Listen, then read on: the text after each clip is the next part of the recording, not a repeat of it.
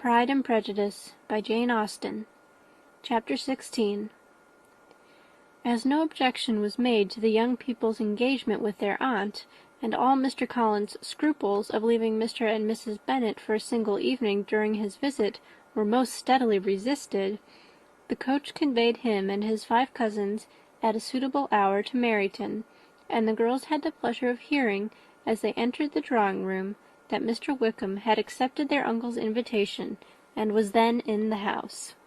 When this information was given, and they had all taken their seats, Mr. Collins was at leisure to look around him and admire, and he was so much struck with the size and furniture of the apartment, that he declared he might almost have supposed himself in the small summer breakfast-parlour at Rosings, a comparison that did not at first convey much gratification, but when Mrs. Phillips understood from him what Rosings was, and who was its proprietor, when she had listened to the description of only one of Lady Catherine's drawing-rooms, and found that the chimney-piece alone had cost £800, she felt all the force of the compliment, and would hardly have resented a comparison with the housekeeper's room.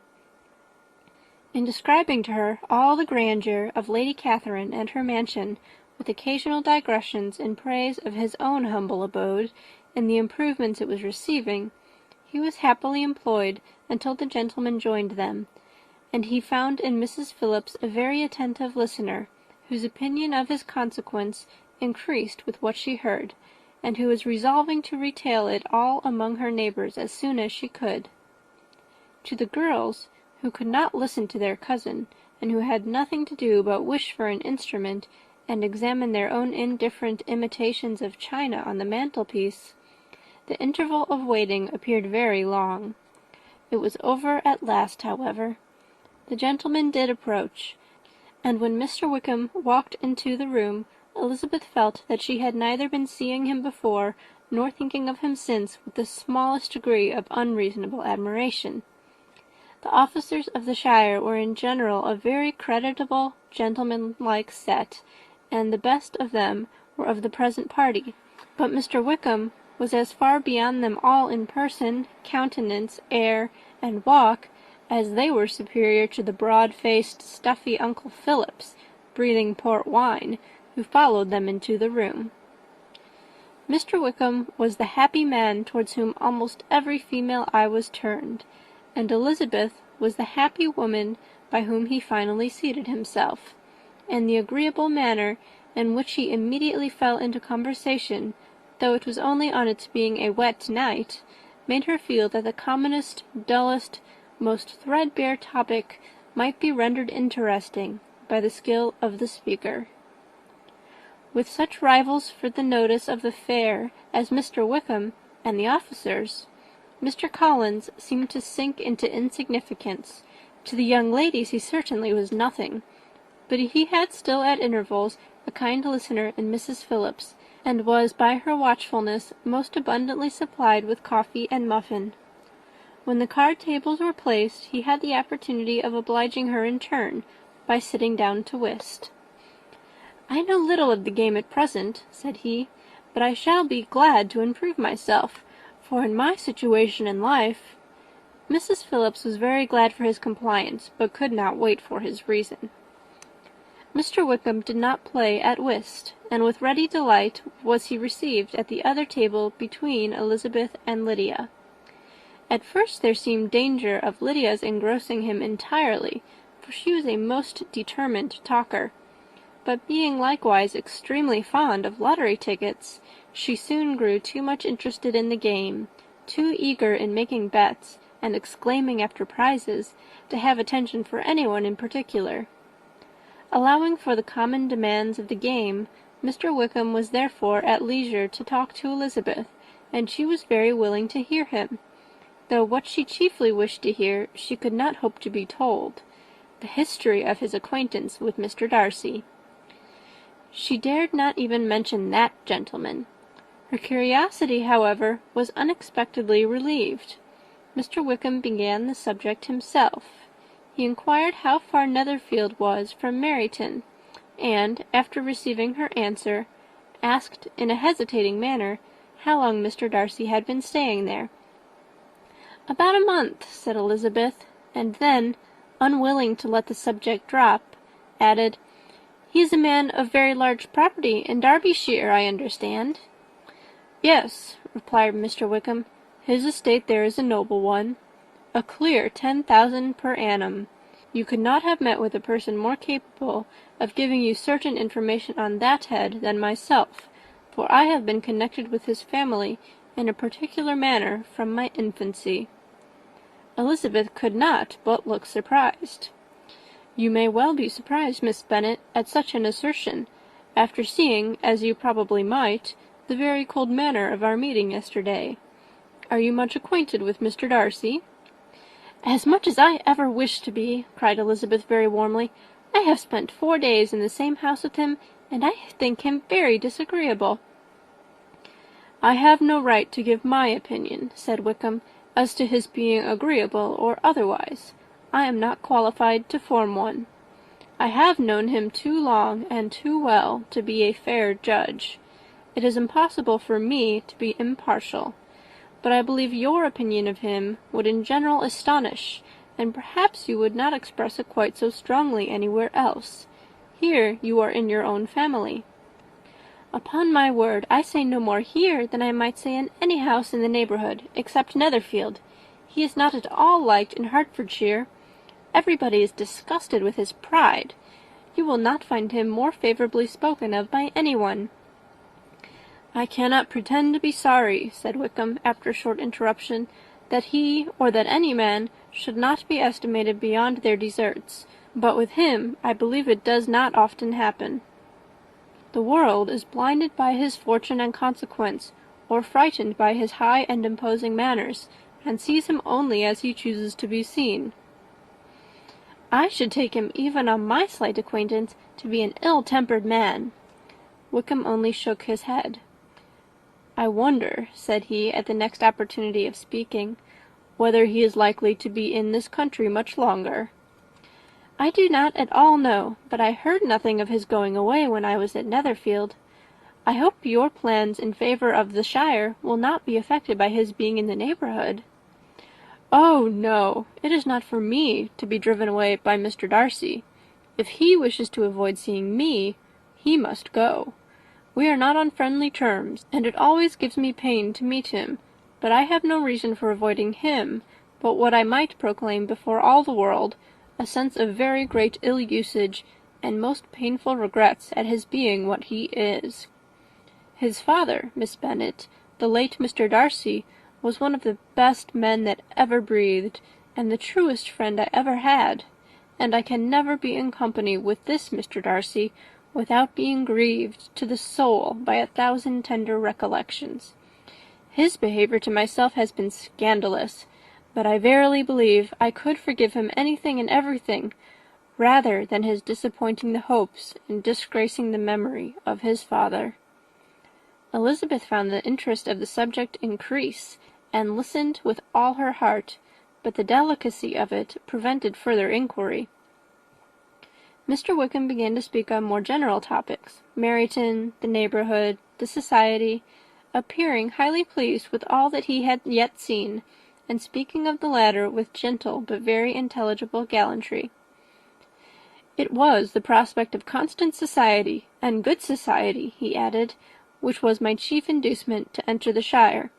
I knew it to be a most respectable, agreeable corps, and my friend Denny tempted me further by his account of their present quarters, and the very great attentions and excellent acquaintances Meryton had procured them.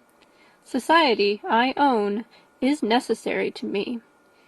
I have been a disappointed man, and my spirits will not bear solitude. I must have employment and society. A military life is not what I was intended for, but circumstances have now made it eligible. The church ought to have been my profession. I was brought up for the church, and I should at this time have been in possession of a most valuable living, had it pleased the gentleman we were speaking of just now." "Indeed!"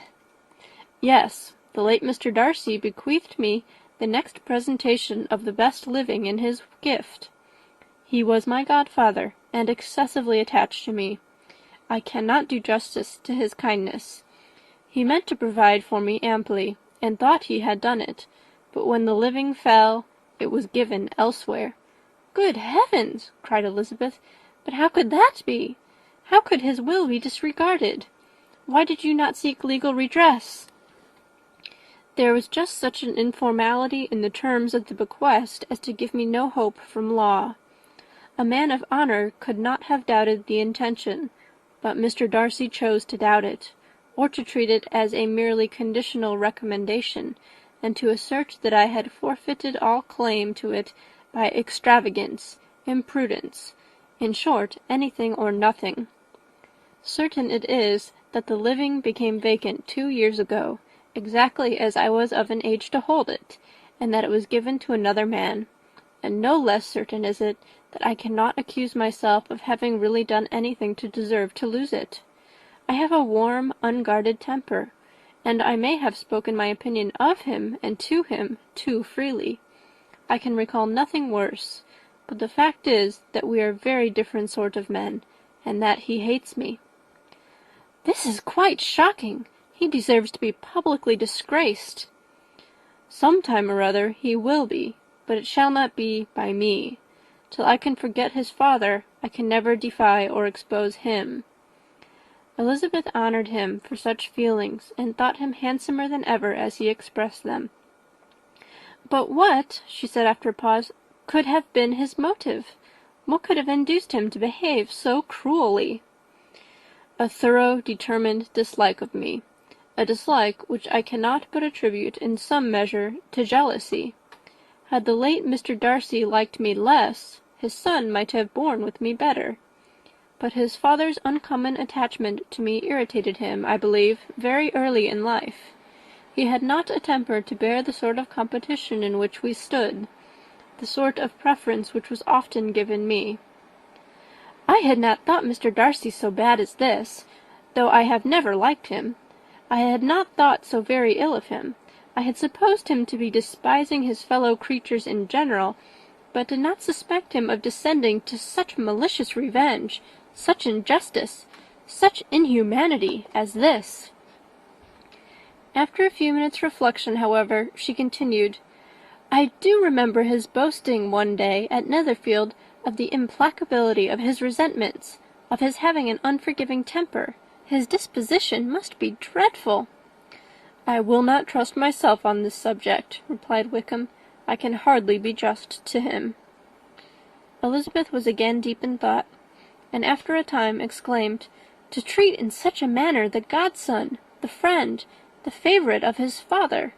She could have added, "A young man, too, like you, whose very countenance may vouch for your being amiable."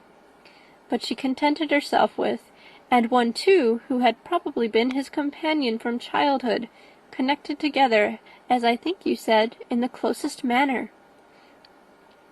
We were born in the same parish, within the same park, the greatest part of our youth was passed together, inmates of the same house, sharing the same amusements, objects of the same parental care.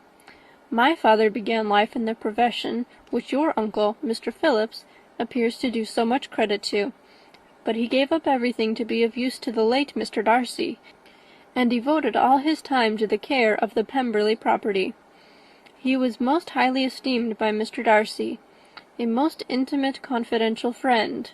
Mr. Darcy often acknowledged himself to be under the greatest obligations to my father's active superintendence, and when, immediately before my father's death, Mr. Darcy gave him a voluntary promise of providing for me, I am convinced that he felt it to be as much a debt of gratitude to him as of his affection to myself." "How strange!" cried Elizabeth. "How abominable! I wonder that the very pride of this Mr. Darcy has not made him just to you. If from no better motive, that he should not have been too proud to be dishonest, for dishonesty I must call it." "It is wonderful," replied Wickham, "for almost all his actions may be traced to pride, and pride had often been his best friend. It has connected him nearer with virtue than with any other feeling, but we are none of us consistent, and in his behaviour to me there were stronger impulses even than pride." Can such abominable pride as his have ever done him good? Yes, it has often led him to be liberal and generous, to give his money freely, to display hospitality, to assist his tenants, and to relieve the poor. Family pride and filial pride, for he is very proud of what his father was, have done this. Not to appear to disgrace the family, to degenerate from the popular qualities, or lose the influence of the Pemberley house, is a powerful motive.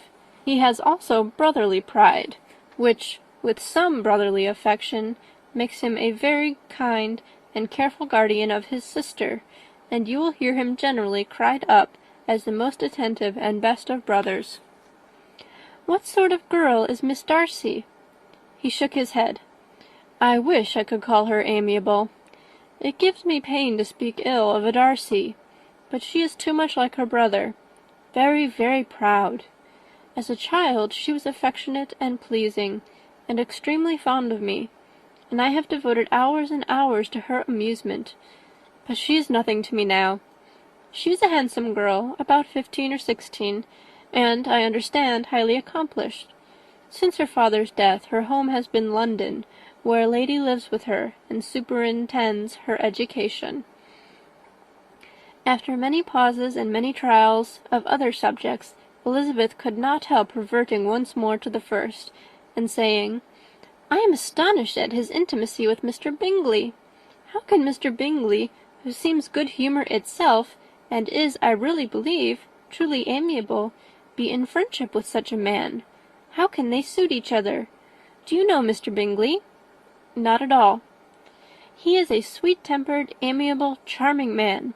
He cannot know what Mr. Darcy is. Probably not, but Mr. Darcy can please where he chooses. He does not want abilities. He can be a conversable companion, if he thinks it worth his while. Among those who are at all his equals in consequence, he is a very different man from what he is to the less prosperous. His pride never deserts him, but with the rich he is liberal-minded, just, sincere, rational, honourable, and perhaps agreeable, allowing something for fortune and figure. The whist party soon afterwards breaking up, the players gathered round the other table, and Mr. Collins took his station between his cousin Elizabeth and Mrs. Phillips. The usual inquiries as to his success was made by the latter. It had not been very great. He had lost every point, but when Mrs. Phillips began to express her concern thereupon, he assured her with much earnest gravity that it was not of the least importance, that he considered the money as a mere trifle, and begged that she would not make herself uneasy. I know very well, madam, said he, that when persons sit down to a card-table, they must take their chances of these things, and happily I am not in such circumstances as to make 5 shillings any object. There are undoubtedly many who could not say the same, but thanks to Lady Catherine de Bourgh, I am removed far beyond the necessity of regarding little matters. Mr. Wickham's attention was caught, and after observing Mr. Collins for a few moments, he asked Elizabeth in a low voice whether her relation was very intimately acquainted with the family of de Bourgh. Lady Catherine de Bourgh, she replied, has very lately given him a living. I hardly know how Mr. Collins was first introduced to her notice, but he certainly has not known her long. You know, of course, that Lady Catherine de Bourgh and Lady Anne Darcy were sisters, consequently that she is aunt to the present Mr. Darcy. No, indeed, I did not. I knew nothing at all of Lady Catherine's connections. I never heard of her existence till the day before yesterday. Her daughter, Miss de Bourgh, will have a very large fortune, and it is believed that she and her cousin will unite the 2 estates. This information made Elizabeth smile, as she thought of poor Miss Bingley. Vain indeed must be all her attentions, vain and useless her affection for his sister, and her praise of himself, if he were already self-destined for another. Mr. Collins, said she, speaks highly both of Lady Catherine and her daughter, but from some particulars that he has related of her ladyship, I suspect his gratitude misleads him, and that in spite of her being his patroness, she is an arrogant, conceited woman. "I believe her to be both in a great degree," replied Wickham. "I have not seen her for many years, but I very well remember that I never liked her, and that her manners were dictatorial and insolent. She has the reputation of being remarkably sensible and clever, but I rather believe she derives part of her abilities from her rank and fortune, part from her authoritative manner, and the rest from the pride for her nephew, who chooses that everyone connected with him should have an understanding of the first class." Elizabeth allowed that he had given a very rational account of it, and they continued talking together with mutual satisfaction till supper put an end to cards, and gave the rest of the ladies their share of Mr. Wickham's attentions. There could be no conversation in the noise of Mrs. Phillips's supper party, but his manners recommended him to everybody. Whatever he said was said well, and whatever he did, done gracefully. Elizabeth went away with her head full of him. She could think of nothing but of Mr. Wickham, and of what he had told her, all the way home. But there was not time for her even to mention his name as they went, for neither Lydia nor Mr. Collins were once silent.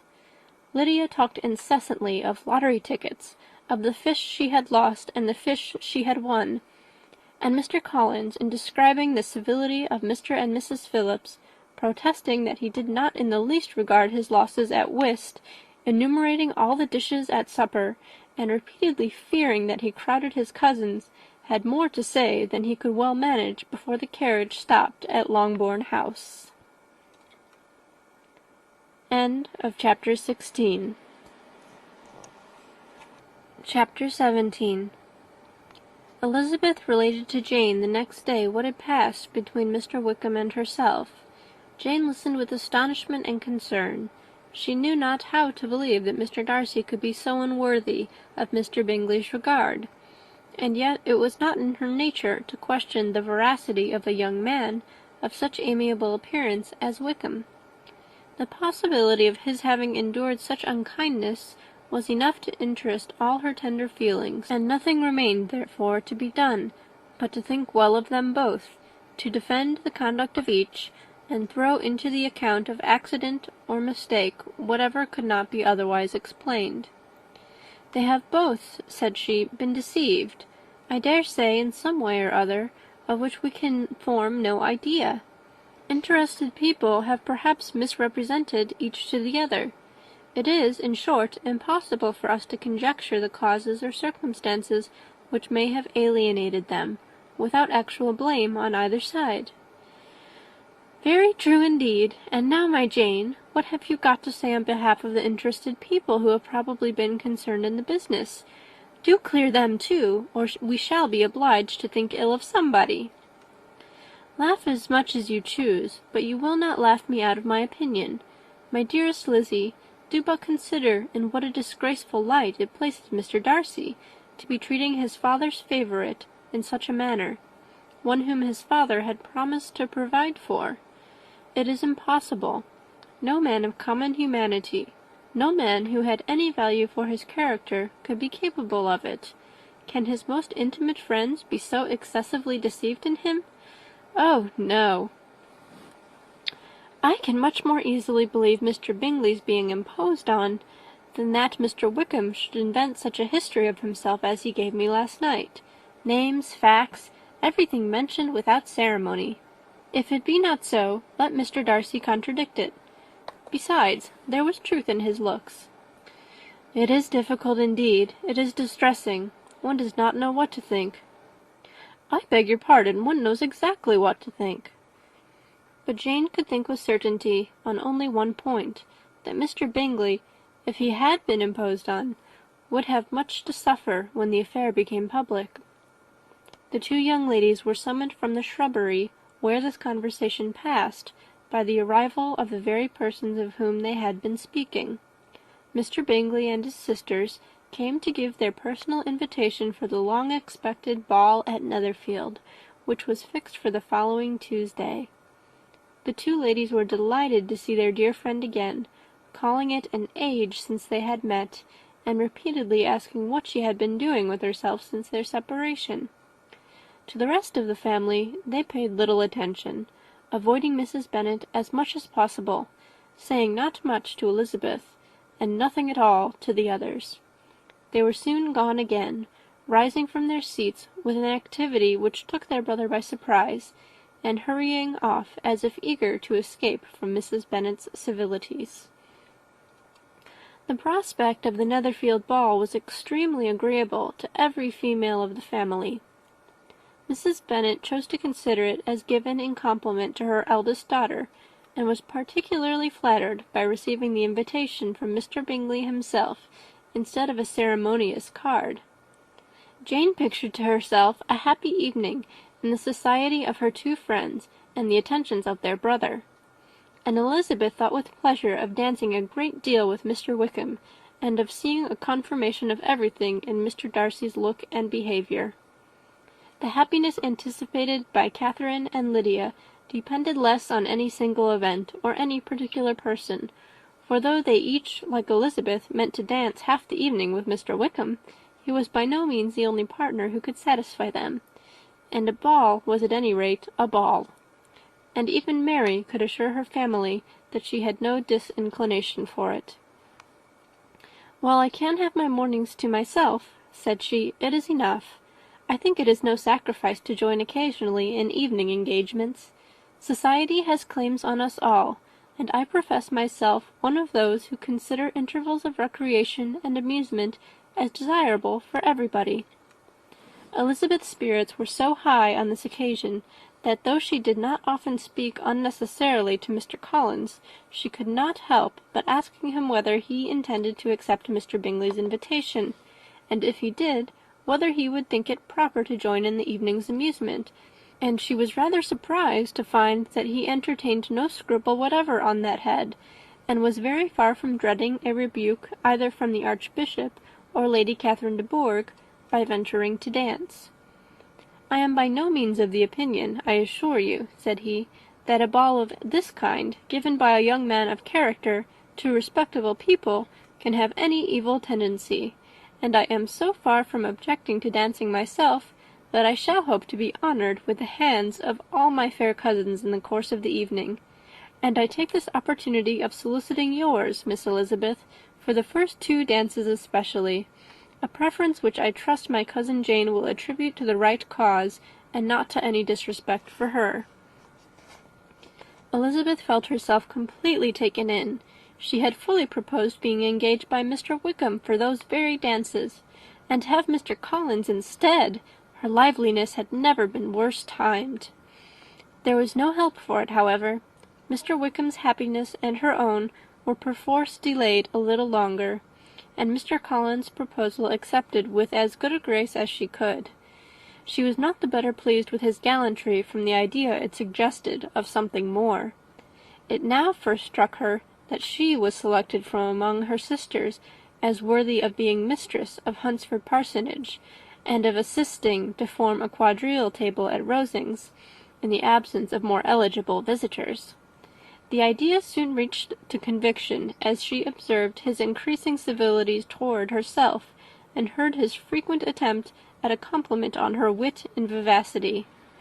And though more astonished than gratified herself by this effect of her charms, it was not long before her mother gave her to understand that the probability of their marriage was extremely agreeable to her. Elizabeth, however, did not choose to take the hint, being well aware that a serious dispute must be the consequence of any reply. Mr. Collins might never make the offer, and till he did, it was useless to quarrel about him. If there had not been a Netherfield ball to prepare for and talk of, the younger Miss Bennets would have been in a very pitiable state at this time, for from the day of the invitation to the day of the ball there was such a succession of rain as prevented their walking to Meryton once. No aunt, no officers, no news could be sought after. The very shoe roses for Netherfield were got by proxy. Even Elizabeth might have found some trial of her patience in weather which totally suspended the improvement of her acquaintance with Mr. Wickham, and nothing less than a dance on Tuesday could have made such a Friday, Saturday, Sunday, and Monday endurable to Kitty and Lydia. End of chapter 17. Pride and Prejudice by Jane Austen. Chapters 18 and 19. Chapter 18. Till Elizabeth entered the drawing-room at Netherfield, and looked in vain for Mr. Wickham among the cluster of redcoats there assembled, a doubt of his being present had never occurred to her. The certainty of meeting him had not been checked by any of those recollections that might not unreasonably have alarmed her. She had dressed with more than usual care, and prepared in the highest spirits for the conquest of all that remained unsubdued in his heart, trusting that it was not more than might be won in the course of the evening. But in an instant arose the dreadful suspicion of his being purposely omitted for Mr. Darcy's pleasure in the Bingleys' invitation to the officers; and though this was not exactly the case, the absolute fact of his absence was pronounced by his friend Denny, to whom Lydia eagerly applied, and who told them that Wickham had been obliged to go to town on business the day before, and was not yet returned, adding, with a significant smile, "I do not imagine his business would have called him away just now, if he had not wanted to avoid a certain gentleman here." This part of his intelligence, though unheard by Lydia, was caught by Elizabeth; and as it assured her that Darcy was not less answerable for Wickham's absence than if her first surmise had been just, every feeling of displeasure against the former was so sharpened by immediate disappointment, that she could hardly reply with tolerable civility to the polite inquiries which he directly afterwards approached to make. Attendance, forbearance, patience with Darcy was injury to Wickham. She was resolved against any sort of conversation with him, and turned away with a degree of ill humour which she could not wholly surmount even in speaking to Mr. Bingley, whose blind partiality provoked her. But Elizabeth was not formed for ill humour, and though every prospect of her own was destroyed for the evening, it could not dwell long on her spirits; and having told all her griefs to Charlotte Lucas, whom she had not seen for a week, she was soon able to make a voluntary transition to the oddities of her cousin, and to point him out to her particular notice.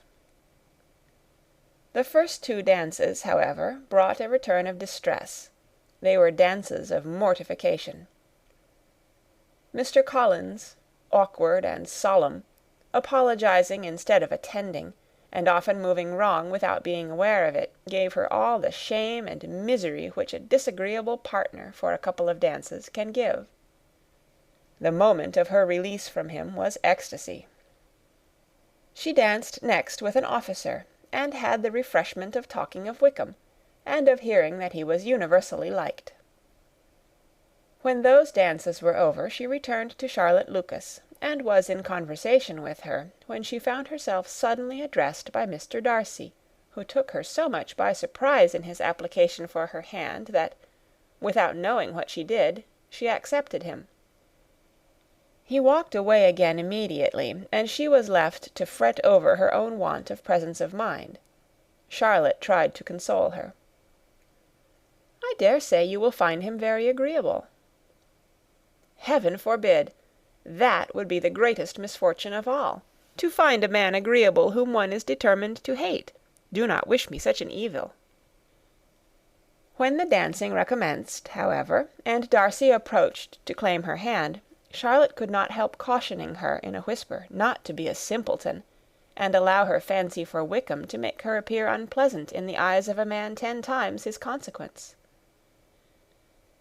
Elizabeth made no answer, and took her place in the set, amazed at the dignity to which she was arrived in being allowed to stand opposite Mr. Darcy, and reading in her neighbours' looks their equal amazement in beholding it.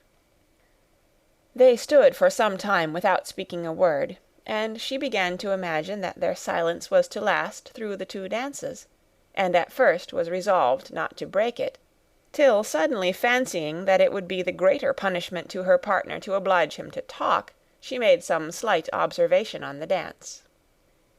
He replied, and was again silent. After a pause of some minutes, she addressed him a second time with, "It is your turn to say something now, Mr. Darcy. I talked about the dance, and you ought to make some sort of remark on the size of the room or the number of couples."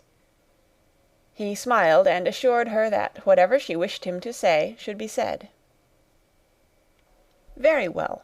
That reply will do for the present. Perhaps by and by I may observe that private balls are much pleasanter than public ones. But now we may be silent." "Do you talk by rule, then, while you are dancing?" "Sometimes. One must speak a little, you know. It would look odd to be entirely silent for half an hour together, and yet for the advantage of some, conversation ought to be so arranged as that they may have the trouble of saying as little as possible." "Are you consulting your own feelings in the present case, or do you imagine that you are gratifying mine?" "Both," replied Elizabeth archly, "for I have always seen a great similarity in the turn of our minds.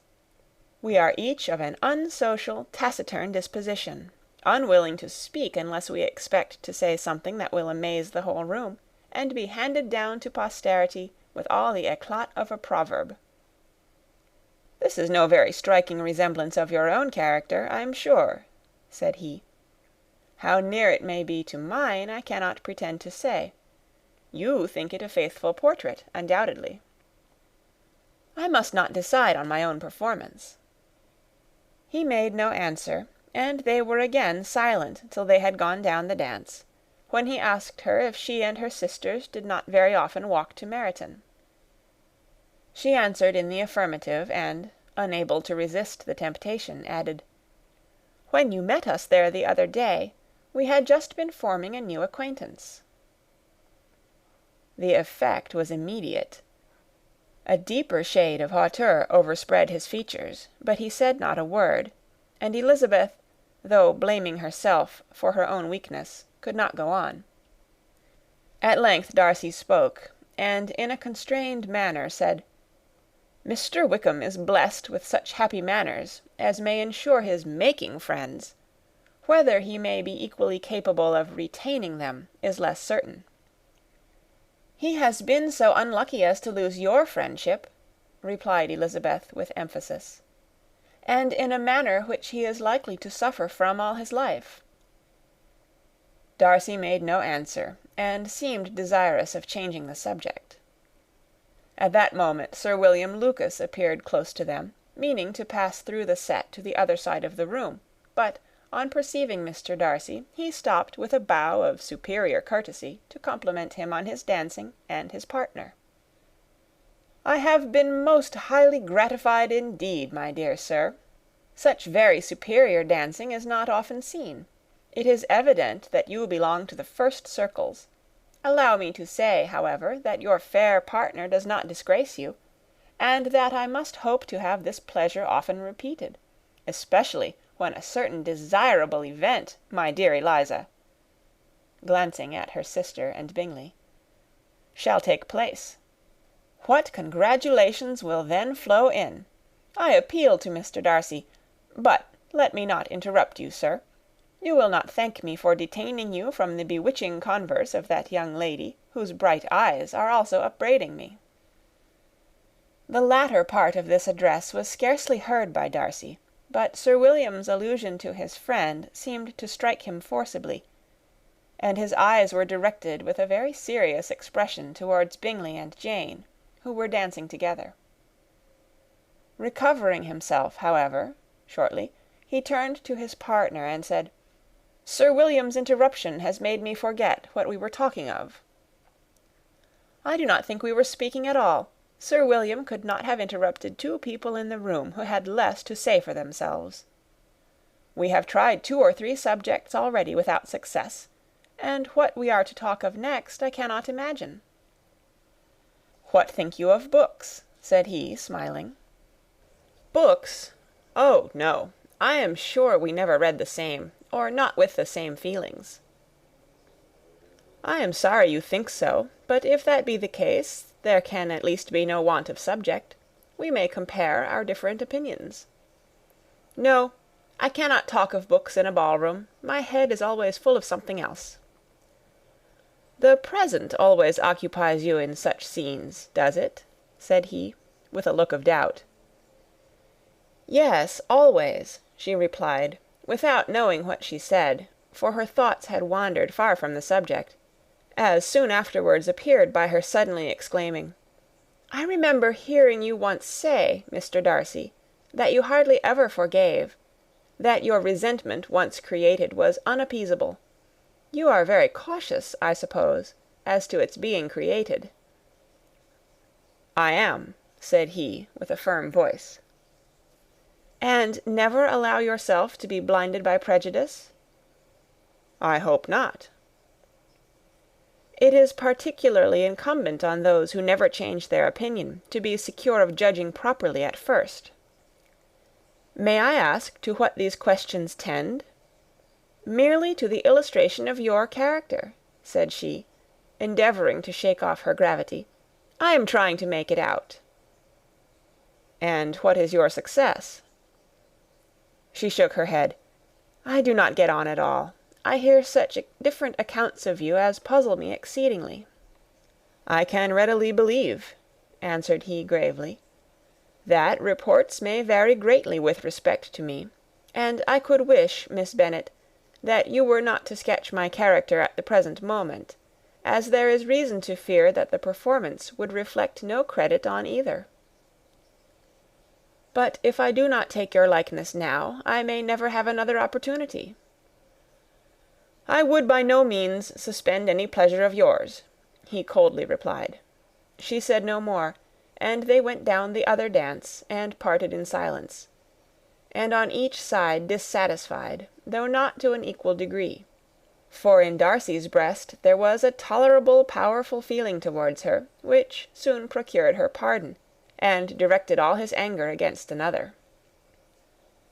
They had not long separated when Miss Bingley came towards her, and with an expression of civil disdain accosted her. "So, Miss Eliza, I hear you are quite delighted with George Wickham. Your sister has been talking to me about him, and asking me 1,000 questions. And I find that the young man quite forgot to tell you, among his other communication, that he was the son of old Wickham, the late Mr. Darcy's steward. Let me recommend you, however, as a friend, not to give implicit confidence to all his assertions, for as to Mr. Darcy's using him ill, it is perfectly false, for, on the contrary, he has always been remarkably kind to him, though George Wickham has treated Mr. Darcy in a most infamous manner. I do not know the particulars, but I know very well that Mr. Darcy is not in the least to blame, that he cannot bear to hear George Wickham mentioned, and that though my brother thought that he could not well avoid including him in his invitation to the officers, he was excessively glad to find that he has taken himself out of the way. His coming into the country at all is a most insolent thing, indeed, and I wonder how he could presume to do it. I pity you, Miss Eliza, for this discovery of your favourite's guilt, but really, considering his descent, one could not expect much better." "His guilt and his descent appear by your account to be the same," said Elizabeth angrily, "for I have heard you accuse him of nothing worse than of being the son of Mr. Darcy's steward, and of that, I can assure you, he informed me himself." "I beg your pardon," replied Miss Bingley, turning away with a sneer. "Excuse my interference. It was kindly meant." "Insolent girl," said Elizabeth to herself. "You are much mistaken if you expect to influence me by such a paltry attack as this. I see nothing in it but your own wilful ignorance and the malice of Mr. Darcy." She then sought her eldest sister, who had undertaken to make inquiries on the same subject of Bingley. Jane met her with a smile of such sweet complacency, a glow of such happy expression, as sufficiently marked how well she was satisfied with the occurrences of the evening. Elizabeth instantly read her feelings, and at that moment solicitude for Wickham, resentment against his enemies, and everything else, gave way before the hope of Jane's being in the fairest way for happiness. "I want to know," said she, with a countenance no less smiling than her sister's, "what you have learnt about Mr. Wickham." but perhaps you have been too pleasantly engaged to think of any third person, in which case you may be sure of my pardon." "No," replied Jane, "I have not forgotten him, but I have nothing satisfactory to tell you. Mr. Bingley does not know the whole of his history, and is quite ignorant of the circumstances which have principally offended Mr. Darcy, but he will vouch for the good conduct, the probity, and honour of his friend, and is perfectly convinced that Mr. Wickham has deserved much less attention from Mr. Darcy than he has received; and I am sorry to say, by his account as well as his sister's, Mr. Wickham is by no means a respectable young man. I am afraid he has been very imprudent, and has deserved to lose Mr. Darcy's regard." "Mr. Bingley does not know Mr. Wickham himself?" "No, he never saw him till the other morning at Meryton." "This account, then, is what he has received from Mr. Darcy. I am satisfied. But what does he say of the living?" "He does not exactly recollect the circumstances, though he has heard them from Mr. Darcy more than once, but he believes that it was left to him conditionally only." "I have not a doubt of Mr. Bingley's sincerity," said Elizabeth warmly, "but you must excuse my not being convinced by assurances only.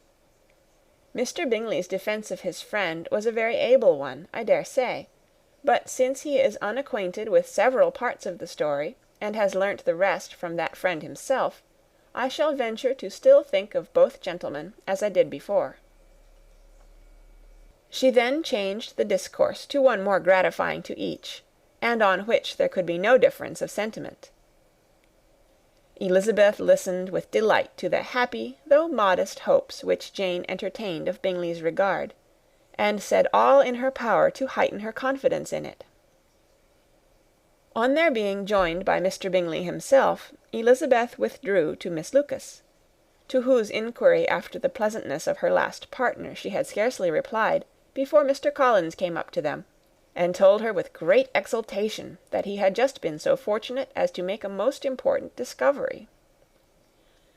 "I have found out," said he, "by a singular accident, that there is now in the room a near relation of my patroness.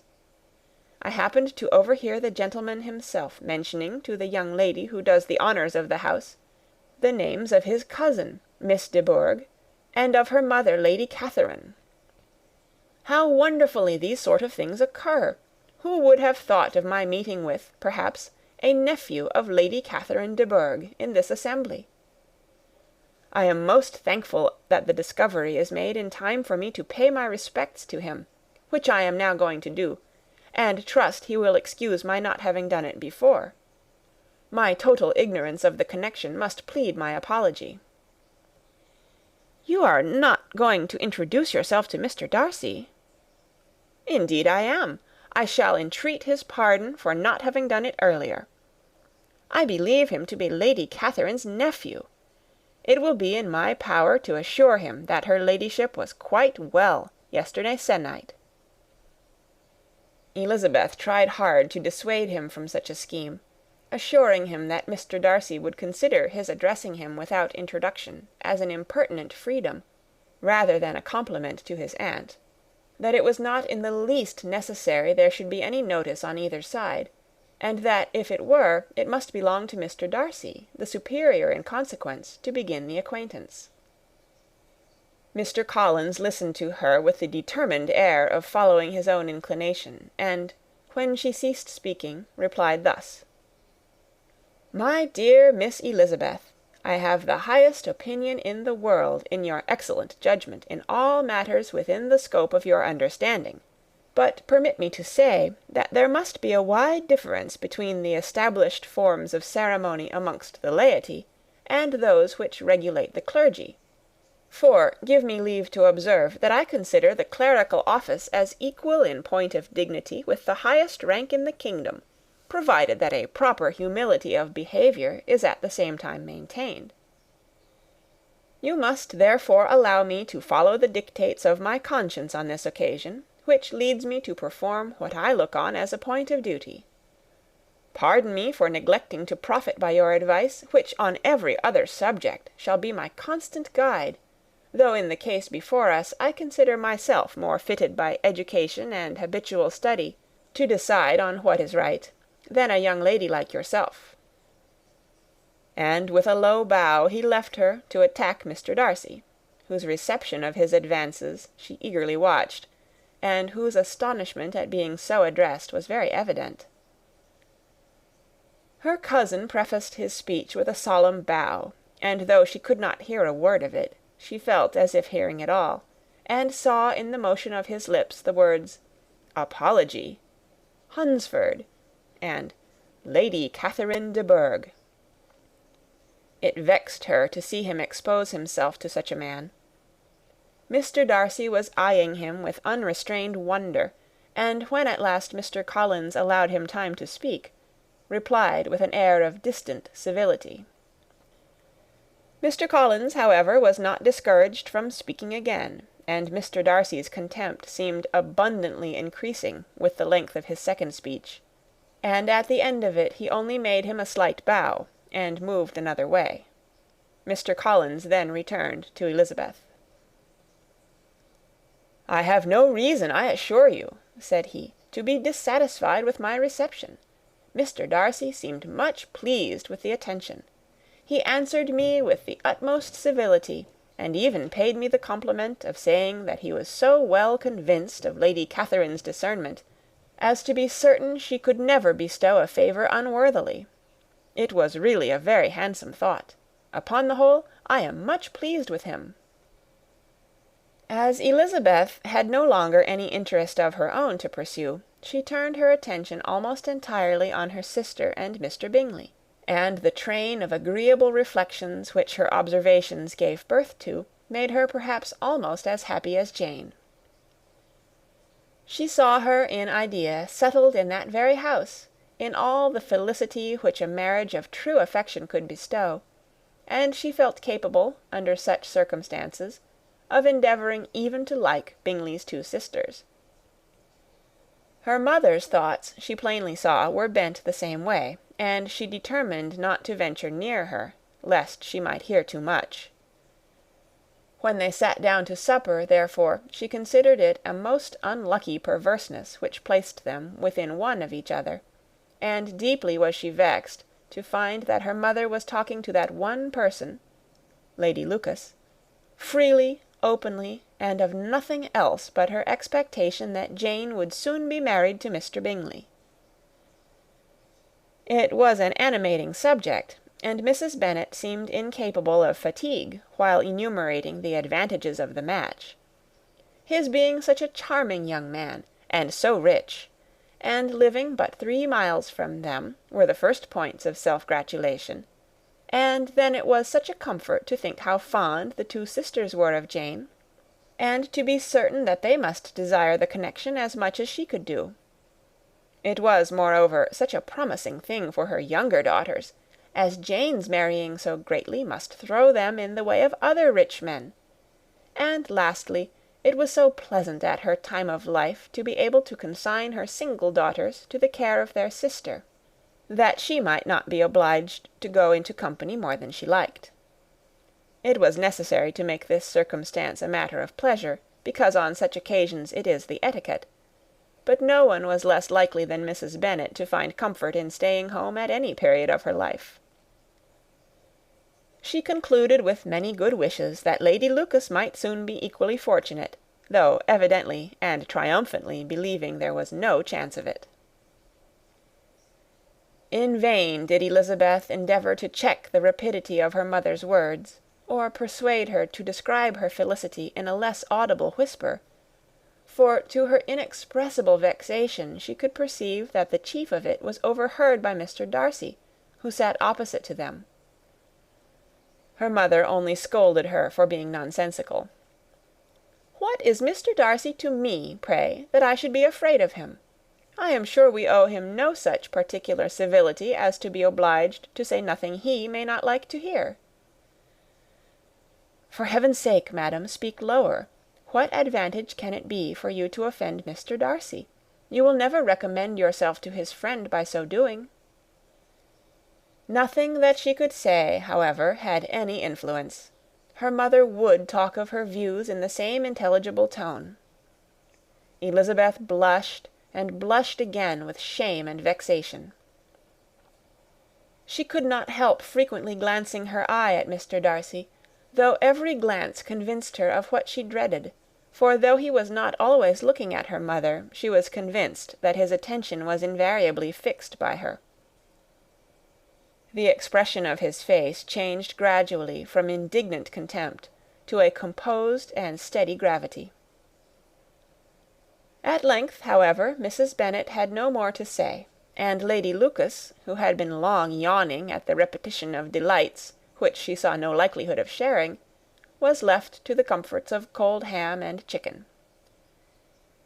Elizabeth now began to revive, but not long was the interval of tranquillity, for, when supper was over, singing was talked of, and she had the mortification of seeing Mary, after very little entreaty, preparing to oblige the company. By many significant looks and silent entreaties did she endeavour to prevent such a proof of complaisance, but in vain. Mary would not understand them. Such an opportunity of exhibiting was delightful to her, and she began her song. Elizabeth's eyes were fixed on her with most painful sensations, and she watched her progress through the several stanzas with an impatience which was very ill rewarded at their close.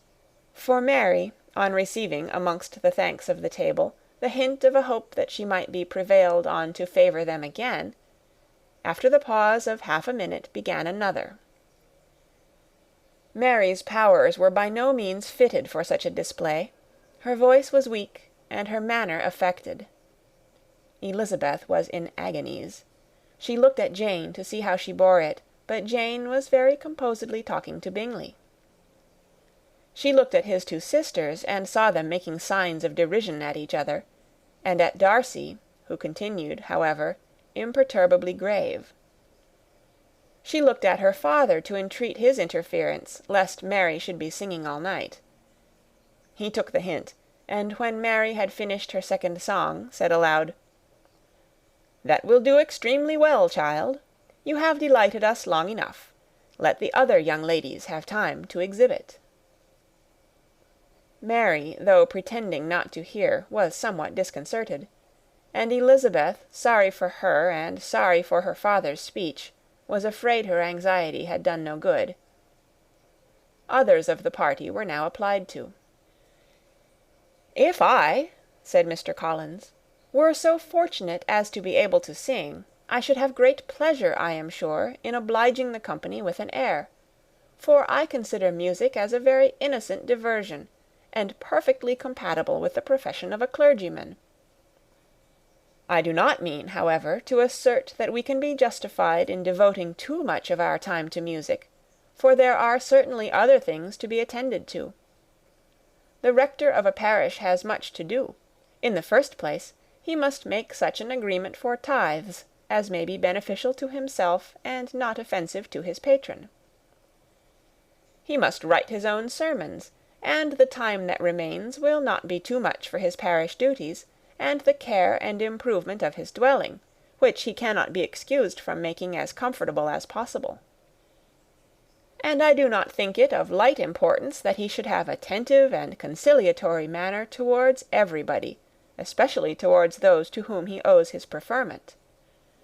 I cannot acquit him of that duty, nor could I think well of the man who should omit an occasion of testifying his respect towards anybody connected with the family."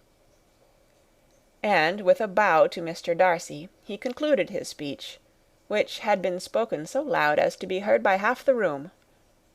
Many stared, many smiled, but no one looked more amused than Mr. Bennet himself, while his wife seriously commended Mr. Collins for having spoken so sensibly, and observed in a half-whisper to Lady Lucas that he was a remarkably clever, good kind of young man.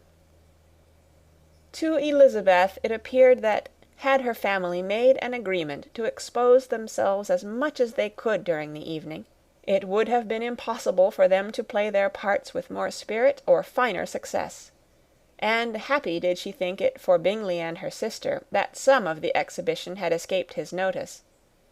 and that his feelings were not of a sort to be much distressed by the folly which he must have witnessed. That his two sisters and Mr. Darcy, however, should have such an opportunity of ridiculing her relations was bad enough, and she could not determine whether the silent contempt of the gentlemen or the insolent smiles of the ladies were more intolerable. The rest of the evening brought her little amusement. She was teased by Mr. Collins, who continued most perseveringly by her side, and though he could not prevail on her to dance with him again, put it out of her power to dance with others. In vain did she entreat him to stand up with somebody else, and offer to introduce him to any young lady in the room. He assured her that as to dancing he was perfectly indifferent to it, that his chief object was by delicate attentions to recommend himself to her, and that he should therefore make a point of remaining close to her the whole evening. There was no arguing upon such a project. She owed her greatest relief to her friend Miss Lucas, who often joined them, and good-naturedly engaged Mr. Collins's conversation to herself. She was at least free from the offence of Mr. Darcy's further notice, though often standing within a very short distance of her, quite disengaged, he never came near enough to speak. She felt it to be the probable consequence of her allusions to Mr. Wickham, and rejoiced in it. The Longbourn party were the last of all the company to depart, and, by a manoeuvre of Mrs. Bennet, had to wait for their carriage a quarter of an hour after everybody else was gone, which gave them time to see how heartily they were wished away by some of the family. Mrs. Hurst and her sister scarcely opened their mouths, except to complain of fatigue, and were evidently impatient to have the house to themselves. They repulsed every attempt of Mrs. Bennet at conversation, and by so doing threw a languor over the whole party, which was very little relieved by the long speeches of Mr. Collins, who was complimenting Mr. Bingley and his sisters on the elegance of their entertainment, and the hospitality and politeness which had marked their behaviour to their guests. Darcy said nothing at all. Mr. Bennet, in equal silence, was enjoying the scene.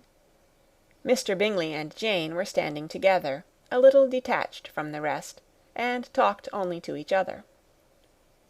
Elizabeth preserved as steady a silence as either Mrs. Hurst or Miss Bingley, and even Lydia was too much fatigued to utter more than the occasional exclamation of "Lord, how tired I am!" accompanied by a violent yawn.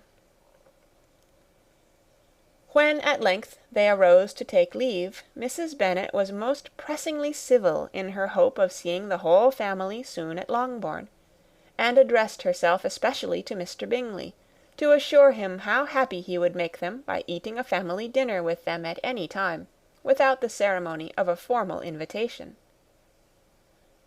Bingley was all grateful pleasure, and he readily engaged for taking the earliest opportunity of waiting on her, after his return from London, whither he was obliged to go the next day for a short time. Mrs. Bennet was perfectly satisfied, and quitted the house under the delightful persuasion that, allowing for the necessary preparations of settlements, new carriages, and wedding clothes, she should undoubtedly see her daughter settled at Netherfield in the course of 3 or 4 months. Of having another daughter married to Mr. Collins she thought with equal certainty, and with considerable, though not equal, pleasure. Elizabeth was the least dear to her of all her children, and though the man and the match were quite good enough for her, the worth of each was eclipsed by Mr. Bingley and Netherfield. End of chapter 18. Chapter 19. The next day opened a new scene at Longbourn. Mr. Collins made his declaration in form. Having resolved to do it without loss of time, as his leave of absence extended only to the following Saturday, and having no feelings of diffidence to make it distressing to himself even at the moment, he set about it in a very orderly manner, with all the observances which he supposed a regular part of the business. On finding Mrs. Bennet Elizabeth and one of the younger girls together, soon after breakfast, he addressed the mother in these words: "May I hope, madam, for your interest with your fair daughter Elizabeth, when I solicit for the honour of a private audience with her in the course of this morning?"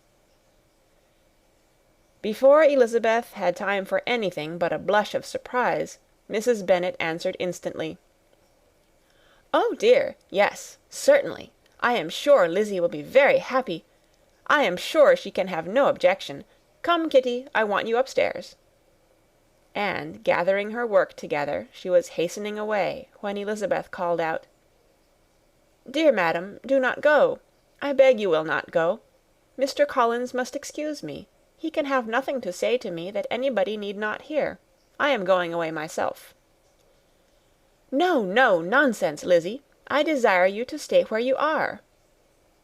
And upon Elizabeth's seeming really, with vexed and embarrassed looks, about to escape, she added, "Lizzy, I insist upon your staying and hearing Mr. Collins." Elizabeth would not oppose such an injunction, and a moment's consideration making her also sensible that it would be wisest to get it over as soon and as quietly as possible, she sat down again and tried to conceal, by incessant employment, the feelings which were divided between distress and diversion. Mrs. Bennet and Kitty walked off, and as soon as they were gone, Mr. Collins began. "Believe me, my dear Miss Elizabeth, that your modesty, so far from doing you any disservice, rather adds to your other perfections. You would have been less amiable in my eyes, had there not been this little unwillingness, but allow me to assure you that I have your respected mother's permission for this address. You can hardly doubt the purport of my discourse, however your natural delicacy may lead you to dissemble. My attentions have been too marked to be mistaken. Almost as soon as I entered the house, I singled you out as the companion of my future life. But before I am run away with by my feelings on this subject, perhaps it would be advisable for me to state my reasons for marrying, and, moreover, for coming into Hertfordshire with the design of selecting a wife, as I certainly did." The idea of Mr. Collins, with all his solemn composure, being run away with by his feelings, made Elizabeth so near laughing that she could not use the short pause he allowed in any attempt to stop him further, and he continued, "My reasons for marrying are, first, that I think it a right thing for every clergyman in easy circumstances, like myself, to set the example of matrimony in his parish. Secondly, that I am convinced that it will add very greatly to my happiness, and thirdly, which perhaps I ought to have mentioned earlier, that it is the particular advice and recommendation of the very noble lady whom I have the honour of calling patroness. Twice has she condescended to give me her opinion, unasked too, on this subject, and it was but the very Saturday night before I left Hunsford, between our pools at quadrille, while Mrs. Jenkinson was arranging Miss de Bourgh's footstool, that she said, "Mr. Collins, you must marry. A clergyman like you must marry.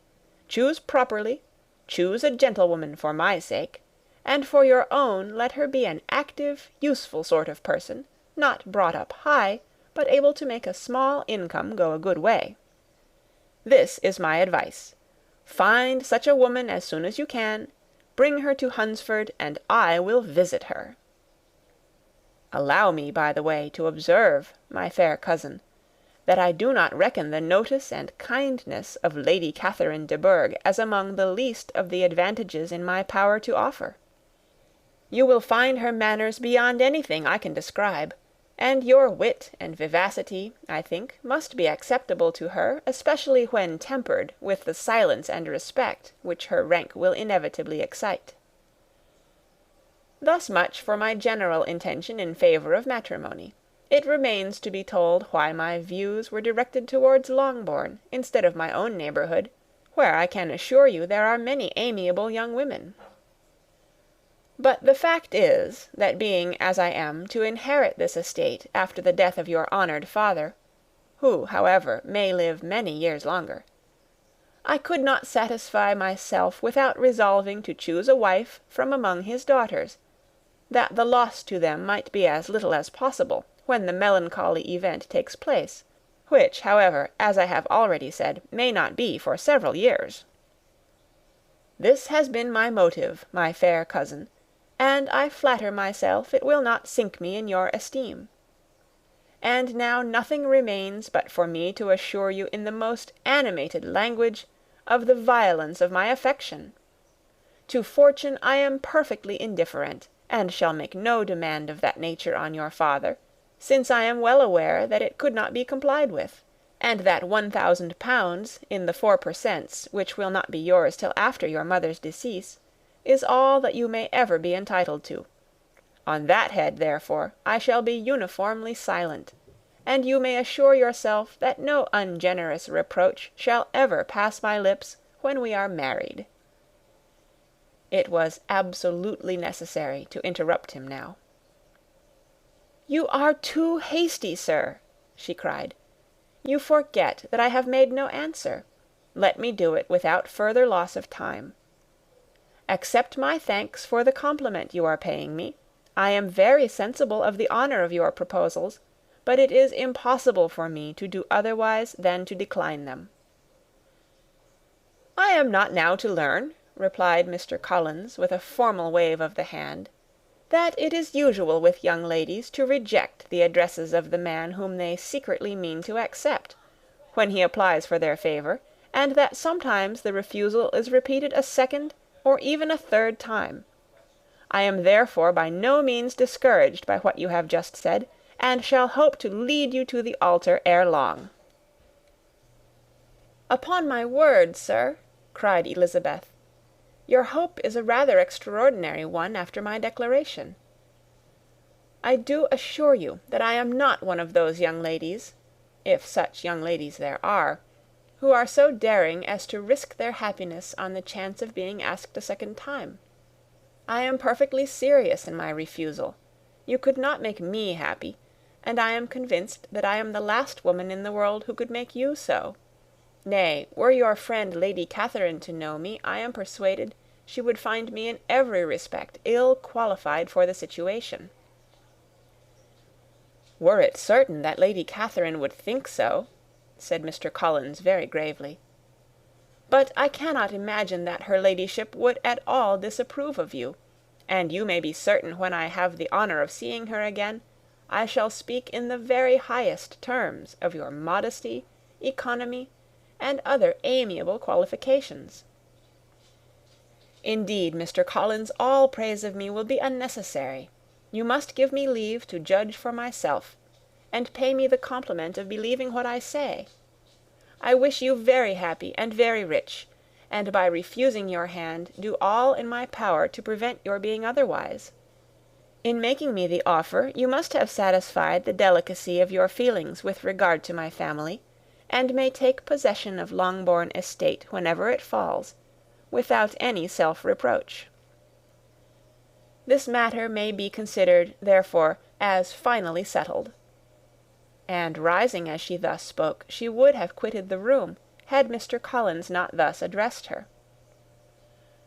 "When I do myself the honour of speaking to you next on the subject, I shall hope to receive a more favourable answer than you have now given me, though I am far from accusing you of cruelty at present, because I know it to be the established custom of your sex to reject a man on the first application, and perhaps you have even now said as much to encourage my suit as would be consistent with the true delicacy of the female character." "Really, Mr. Collins," cried Elizabeth with some warmth, "you puzzle me exceedingly. If what I have hitherto said can appear to you in the form of encouragement, I know not how to express my refusal in such a way as to convince you of its being one. You must give me leave to flatter myself, my dear cousin, that your refusal of my addresses is merely words of course. My reasons for believing it are briefly these. It does not appear to me that my hand is unworthy your acceptance. or that the establishment I can offer would be any other than highly desirable. My situation in life, my connections with the family of de Bourgh, and my relationship to your own, are circumstances highly in my favour, and you should take it into further consideration that, in spite of your manifold attractions, it is by no means certain that another offer of marriage may ever be made you. Your portion is unhappily so small that it will in all likelihood undo the effects of your loveliness and amiable qualifications. As I must therefore conclude that you are not serious in your rejection of me, I shall choose to attribute it to your wish of increasing my love by suspense, according to the usual practice of elegant females. I do assure you, sir, that I have no pretensions whatever to that kind of elegance which consists in tormenting a respectable man. I would rather be paid the compliment of being believed sincere. I thank you again and again for the honour you have done me in your proposals, but to accept them is absolutely impossible. My feelings in every respect forbid it. Can I speak plainer? Do not consider me now as an elegant female, intending to plague you, but as a rational creature, speaking the truth from her heart. You are uniformly charming, cried he, with an air of awkward gallantry, and I am persuaded that when sanctioned by the express authority of both your excellent parents, my proposals will not fail of being acceptable. To such perseverance in wilful self-deception Elizabeth would make no reply, and immediately and in silence withdrew, determined, if he persisted in considering her repeated refusals as flattering encouragement, to apply to her father, whose negative might be uttered in such a manner as to be decisive, and whose behaviour at least could not be mistaken for the affectation and coquetry of an elegant female. End of chapter 19. Recorded on November 6th, 2005, in Oceanside. Pride and Prejudice by Jane Austen, Chapter 20. Mr. Collins was not left long to the silent contemplation of his successful love, for Mrs. Bennet, having dawdled about in the vestibule to watch for the end of the conference, no sooner saw Elizabeth open the door, and with quick steps pass her towards the staircase, than she entered the breakfast-room, and congratulated both him and herself in warm terms on the happy prospect of their nearer connection. Mr. Collins received and returned these felicitations with equal pleasure, and then proceeded to relate the particulars of their interview, with the result of which he trusted he had every reason to be satisfied, since the refusal which his cousin had steadfastly given him would naturally flow from her bashful modesty and the genuine delicacy of her character. This information, however, startled Mrs. Bennet.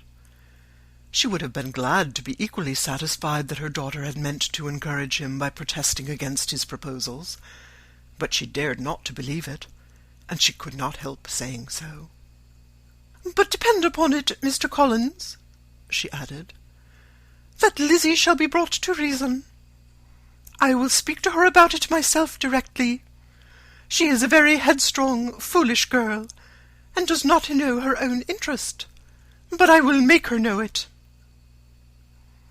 "Pardon me for interrupting you, madam," cried Mr. Collins, "but if she is really headstrong and foolish, I know not whether she would altogether be a very desirable wife to a man in my situation, who naturally looks for happiness in the marriage state.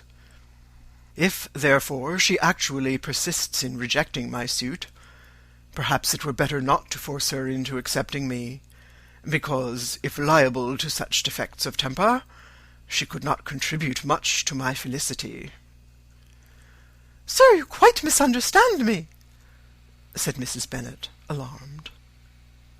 "Lizzie is only headstrong in such matters as these. In everything else she is as good-natured a girl as ever lived. I will go directly to Mr. Bennet, and we shall very soon settle it with her, I am sure." She would not give him time to reply, but hurrying instantly to her husband, called out as she entered the library, "Oh, Mr. Bennet, you are wanted immediately. We are all in an uproar. You must come and make Lizzie marry Mr. Collins, for she vows she will not have him, and if you do not make haste, he will change his mind and not have her." Mr. Bennet raised his eyes from his book as she entered, and fixed them on her face with a calm unconcern, which was not in the least altered by her communication. "I have not the pleasure of understanding you," said he, when she had finished her speech. "Of what are you talking?" "Of Mr. Collins and Lizzie. Lizzie declares she will not have Mr. Collins, and Mr. Collins begins to say that he will not have Lizzie." "And what am I to do on this occasion? It seems a hopeless business." "Speak to Lizzie about it yourself. Tell her that you insist upon her marrying him." "Let her be called down. She shall hear my opinion." Mrs. Bennet rang the bell, and Miss Elizabeth was summoned to the library.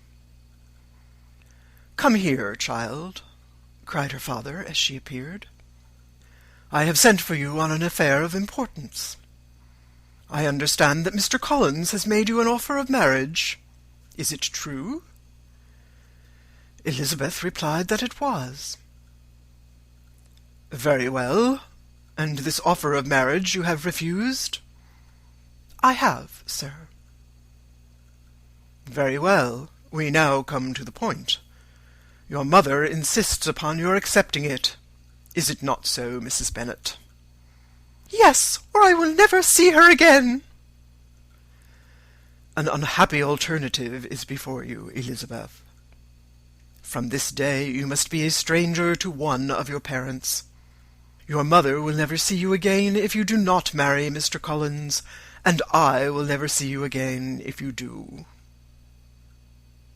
Elizabeth could not but smile at such a conclusion of such a beginning, but Mrs. Bennet, who had persuaded herself that her husband regarded the affair as she wished, was excessively disappointed.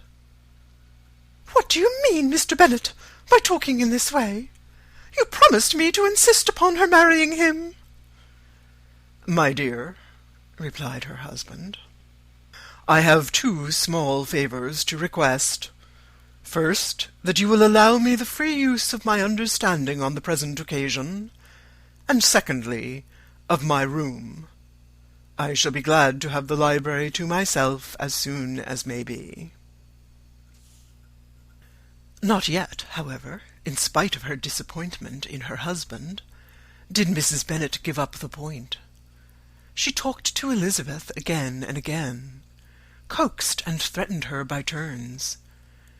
She endeavoured to secure Jane in her interest, but Jane, with all possible mildness, declined interfering, and Elizabeth, sometimes with real earnestness, and sometimes with playful gaiety, replied to her attacks. Though her manner varied, however, her determination never did. Mr. Collins, meanwhile, was meditating in solitude on what had passed. He thought too well of himself to comprehend on what motive his cousin could refuse him, and though his pride was hurt, he suffered in no other way. His regard for her was quite imaginary, and the possibility of her deserving her mother's reproach prevented his feeling any regret. While the family were in this confusion, Charlotte Lucas came to spend the day with them. She was met in the vestibule by Lydia, who, flying to her, cried in a half-whisper, "I am glad you are come, for there is such fun here. What do you think has happened this morning? Mr. Collins has made an offer to Lizzie, and she will not have him." Charlotte had hardly time to answer before they were joined by Kitty, who came to tell the same news, and no sooner had they entered the breakfast-room, where Mrs. Bennet was alone, than she likewise began on the subject, calling on Miss Lucas for her compassion, and entreating her to persuade her friend Lizzie to comply with the wishes of all her family. "Pray do, my dear Miss Lucas," she added in a melancholy tone, "for nobody is on my side. Nobody takes part with me. I am cruelly used. Nobody feels for my poor nerves." Charlotte's reply was spared by the entrance of Jane and Elizabeth. "Ay, there she comes," continued Mrs. Bennet, "looking as unconcerned as may be, and caring no more for us than if we were at York, provided she can have her own way. But I tell you what, Miss Lizzie, if you take it into your head to go on refusing every offer of marriage in this way, you will never get a husband at all. And I am sure I do not know who is to maintain you when your father is dead. I shall not be able to keep you, and so I warn you. I have done with you from this very day. I told you in the library, you know, that I should never speak to you again, and you will find me as good as my word. I have no pleasure in talking to undutiful children. Not that I have much pleasure, indeed, in talking to anybody. People who suffer as I do from nervous complaints can have no great inclination for talking. Nobody can tell what I suffer. But it is always so. Those who do not complain are never pitied."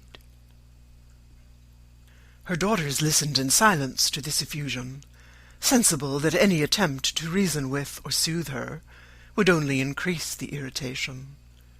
She talked on, therefore, without interruption from any of them, till they were joined by Mr. Collins, who entered with an air more stately than usual, and on perceiving whom, she said to the girls, "Now I do insist upon it that you, all of you, hold your tongues, and let Mr. Collins and me have a little conversation together."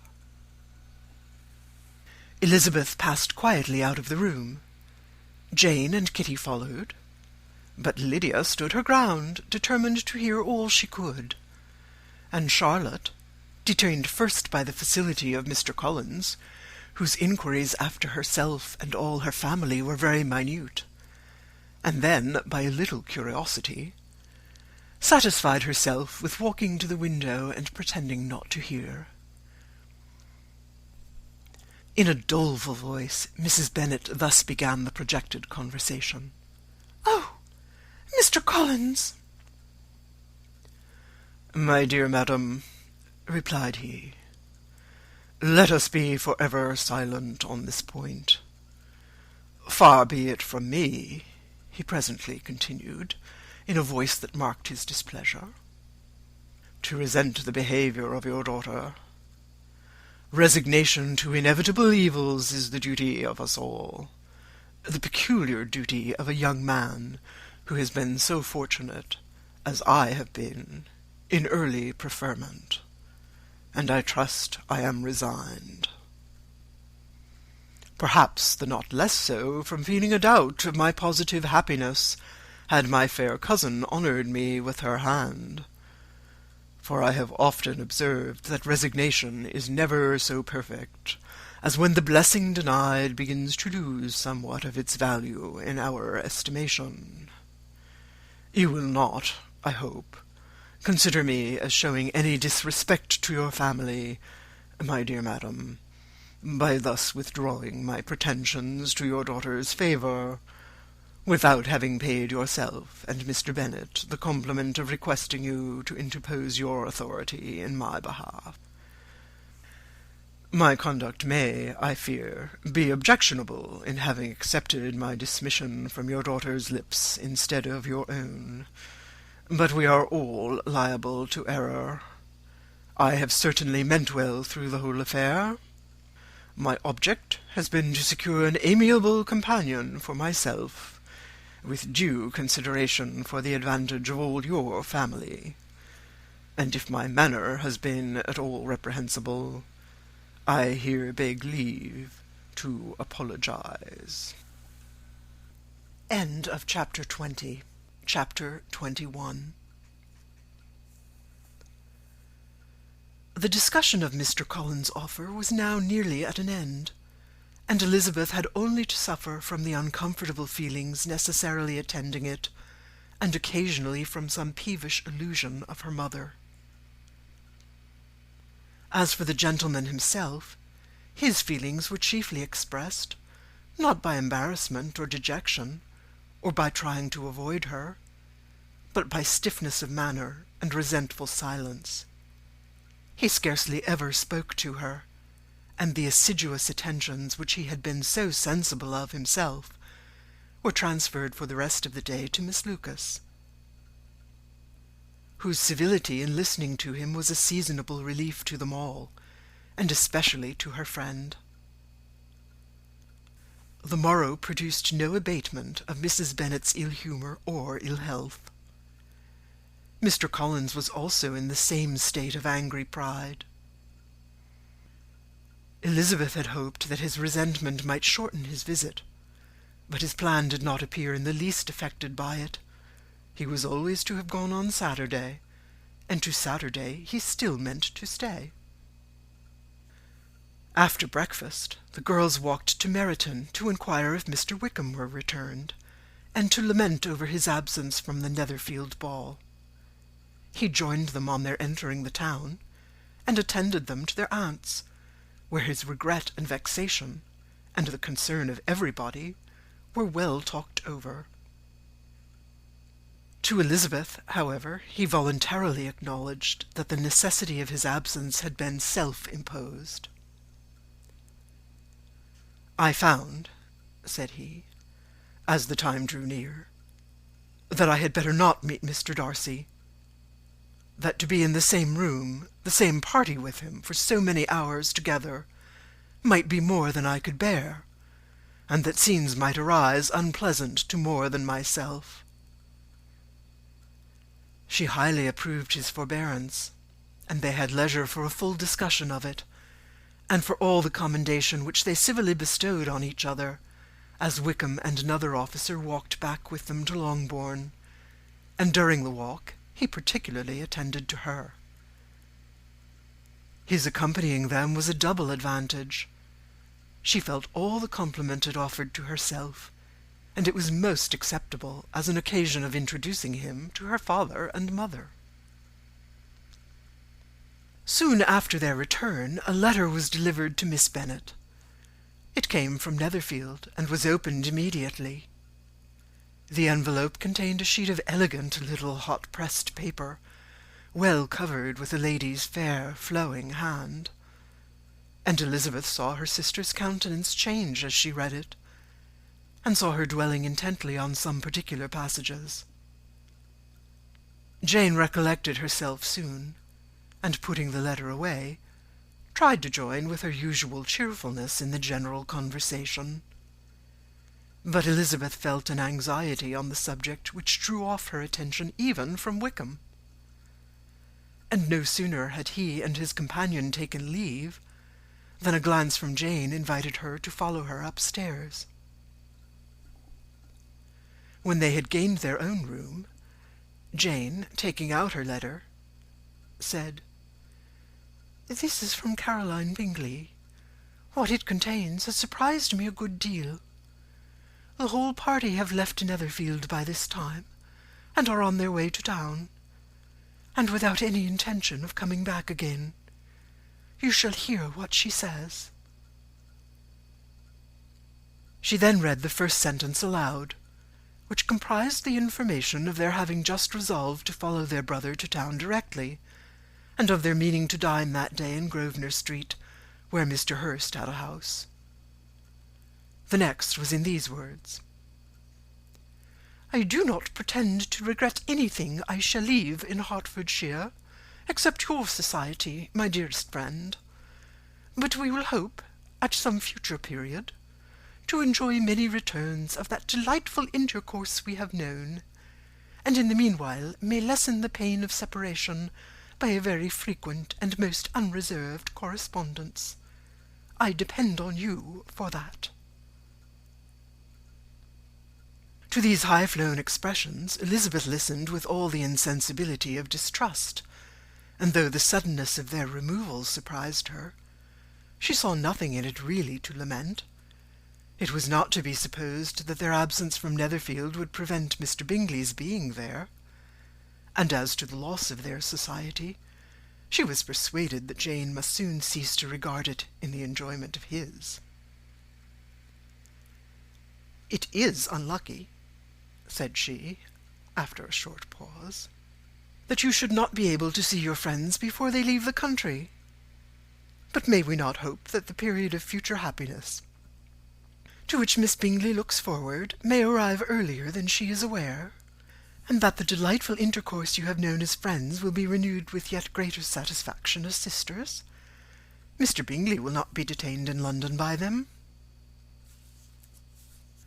"Caroline decidedly says that none of the party will return into Hertfordshire this winter. I will read it to you. When my brother left us yesterday, he imagined that the business which took him to London might be concluded in 3 or 4 days. But as we are certain it cannot be so, and at the same time convinced that when Charles gets to town he will be in no hurry to leave it again, we have determined on following him thither, that he may not be obliged to spend his vacant hours in a comfortless hotel. Many of my acquaintance are already there for the winter. I wish I could hear that you, my dearest friend, had any intention of making one in the crowd, but of that I despair. I sincerely hope your Christmas in Hertfordshire may abound in the gaieties which that season generally brings, and that your beaux will be so numerous as to prevent your feeling the loss of the 3 of whom we shall deprive you. It is evident by this," added Jane, "that he comes back no more this winter." "It is only evident that Miss Bingley does not mean he should." "Why will you think so? It must be his own doing. He is his own master. But you do not know all. I will read you the passage which particularly hurts me. I will have no reserves from you. Mr. Darcy is impatient to see his sister, and to confess the truth, we are scarcely less eager to meet her again. I really do not think Georgiana Darcy has her equal for beauty, elegance, and accomplishments, and the affection she inspires in Louisa and myself is heightened into something still more interesting, from the hope we dare to entertain of her being hereafter our sister. I do not know whether I ever before mentioned to you my feelings on this subject, but I will not leave the country without confiding them, and I trust you will not esteem them unreasonable. My brother greatly admires her already. He will have frequent opportunity now of seeing her on the most intimate footing. Her relations all wish the connection as much as his own, and a sister's partiality is not misleading me, I think, when I call Charles most capable of engaging any woman's heart. With all these circumstances to favour an attachment, and nothing to prevent it, am I wrong, my dearest Jane, in indulging the hope of an event which will secure the happiness of so many? What think you of this sentence, my dear Lizzy? Said Jane, as she finished it. Is it not clear enough? Does it not expressly declare that Caroline neither expects nor wishes me to be her sister, that she is perfectly convinced of her brother's indifference, and that if she suspects the nature of my feelings for him, she means, most kindly, to put me on my guard? Can there be any other opinion on the subject?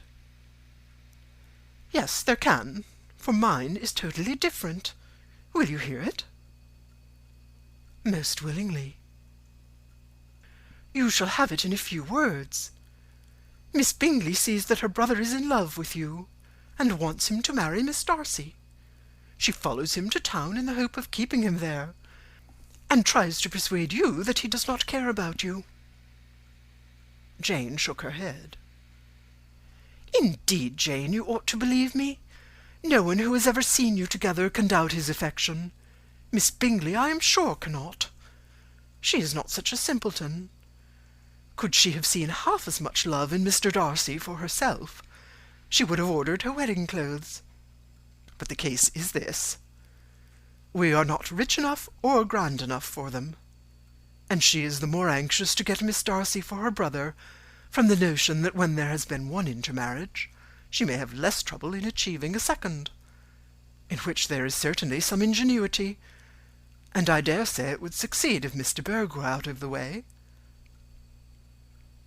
But, my dearest Jane, you cannot seriously imagine that because Miss Bingley tells you her brother greatly admires Miss Darcy, he is in the smallest degree less sensible of your merit than when he took leave of you on Tuesday, or that it will be in her power to persuade him that instead of being in love with you, he is very much in love with her friend.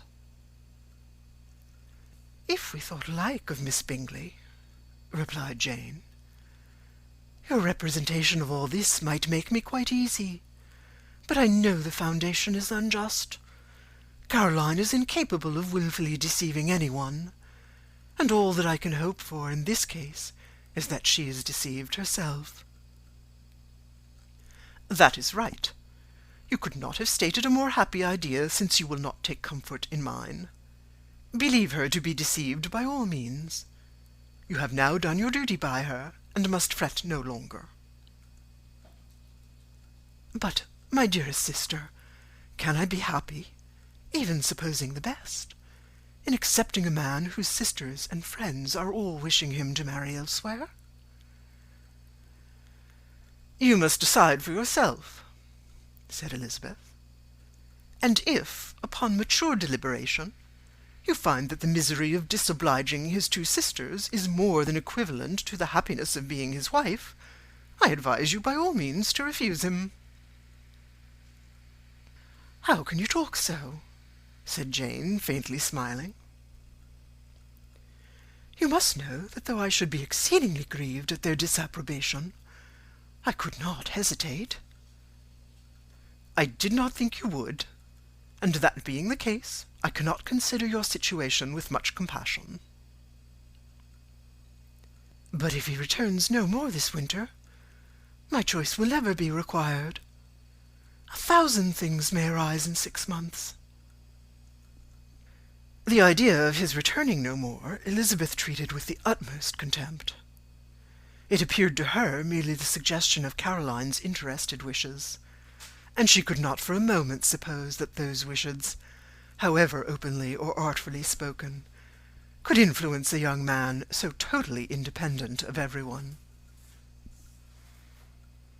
She represented to her sister as forcibly as possible what she felt on the subject, and had soon the pleasure of seeing its happy effect.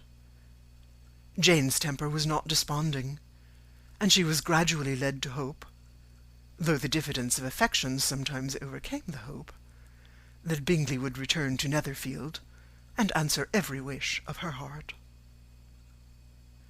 They agreed that Mrs. Bennet should only hear of the departure of the family, without being alarmed on the score of the gentleman's conduct. But even this partial communication gave her a great deal of concern, and she bewailed it as exceedingly unlucky that the ladies should happen to go away, just as they were all getting so intimate together.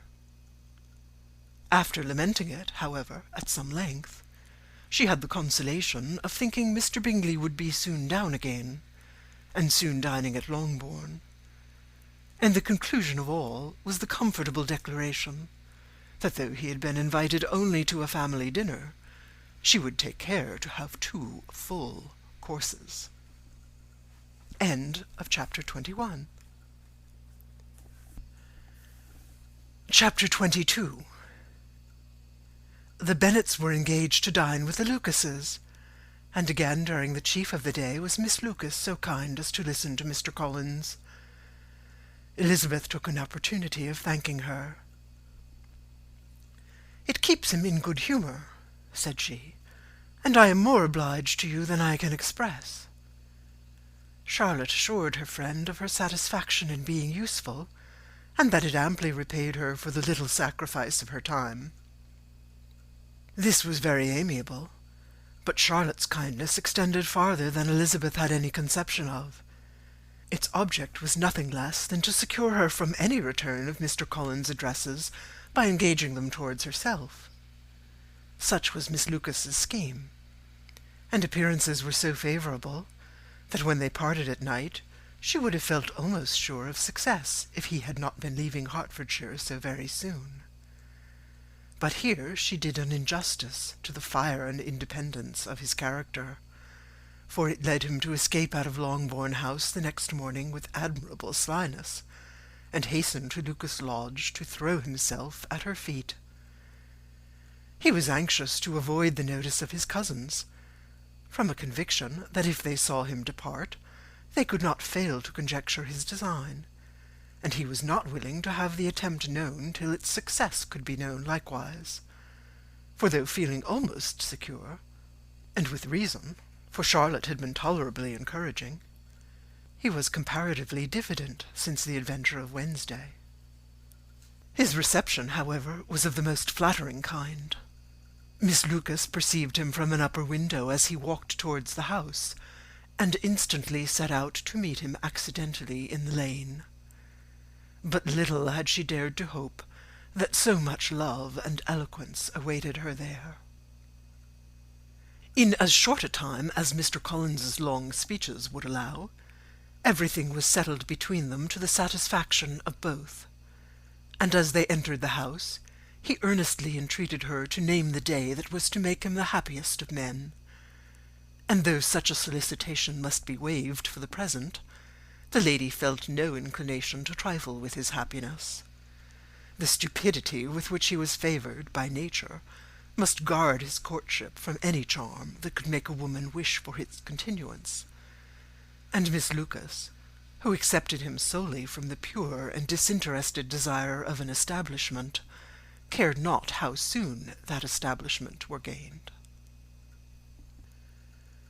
Sir William and Lady Lucas were speedily applied to for their consent, and it was bestowed with a most joyful alacrity. Mr. Collins's present circumstances made it a most eligible match for their daughter, to whom they could give little fortune, and his prospects of future wealth were exceedingly fair. Lady Lucas began directly to calculate, with more interest than the matter had ever excited before, how many years longer Mr. Bennet was likely to live, and Sir William gave it as his decided opinion that whenever Mr. Collins should be in possession of the Longbourn estate, it would be highly expedient that both he and his wife should make their appearance at St. James's. The whole family, in short, were properly overjoyed on the occasion. The younger girls formed hopes of coming out a year or two sooner than they might otherwise have done, and the boys were relieved from their apprehension of Charlotte's dying an old maid. Charlotte herself was tolerably composed. She had gained her point, and had time to consider of it. Her reflections were in general satisfactory. Mr. Collins, to be sure, was neither sensible nor agreeable. His society was irksome, and his attachment to her must be imaginary. But still he would be her husband. Without thinking highly either of men or matrimony, marriage had always been her object. It was the only honourable provision for well-educated young women of small fortune, and however uncertain of giving happiness, must be their pleasantest preservative from want.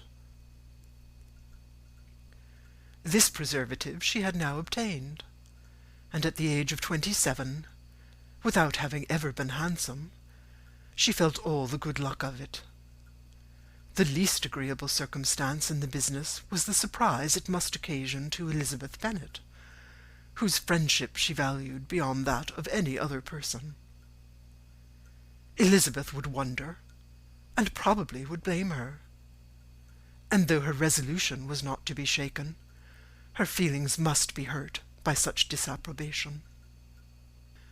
She resolved to give her the information herself, and therefore charged Mr. Collins, when he returned to Longbourn to dinner, to drop no hint of what had passed before any of the family.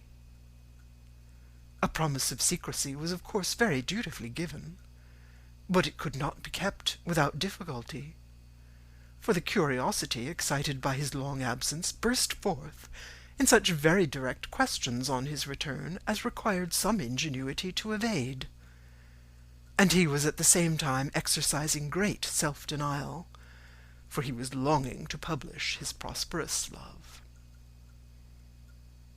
As he was to begin his journey too early on the morrow to see any of the family, the ceremony of leave-taking was performed when the ladies moved for the night, and Mrs. Bennet, with great politeness and cordiality, said how happy they should be to see him at Longbourn again, whenever his other engagements might allow him to visit them.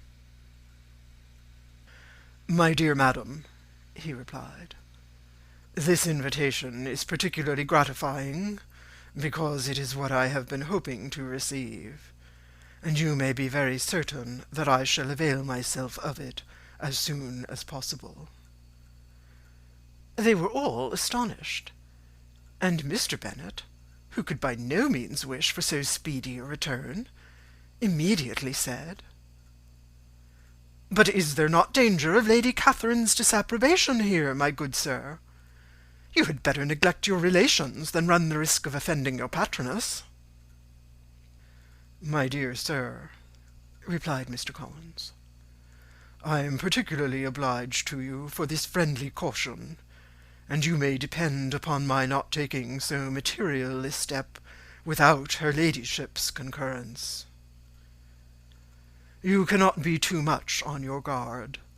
Risk anything rather than her displeasure, and if you find it likely to be raised by your coming to us again, which I should think exceedingly probable, stay quietly at home, and be satisfied that we shall take no offence. Believe me, my dear sir, my gratitude is warmly excited by such affectionate attention, and depend upon it you will speedily receive from me a letter of thanks for this, as well as for every other mark of your regard during my stay in Hertfordshire.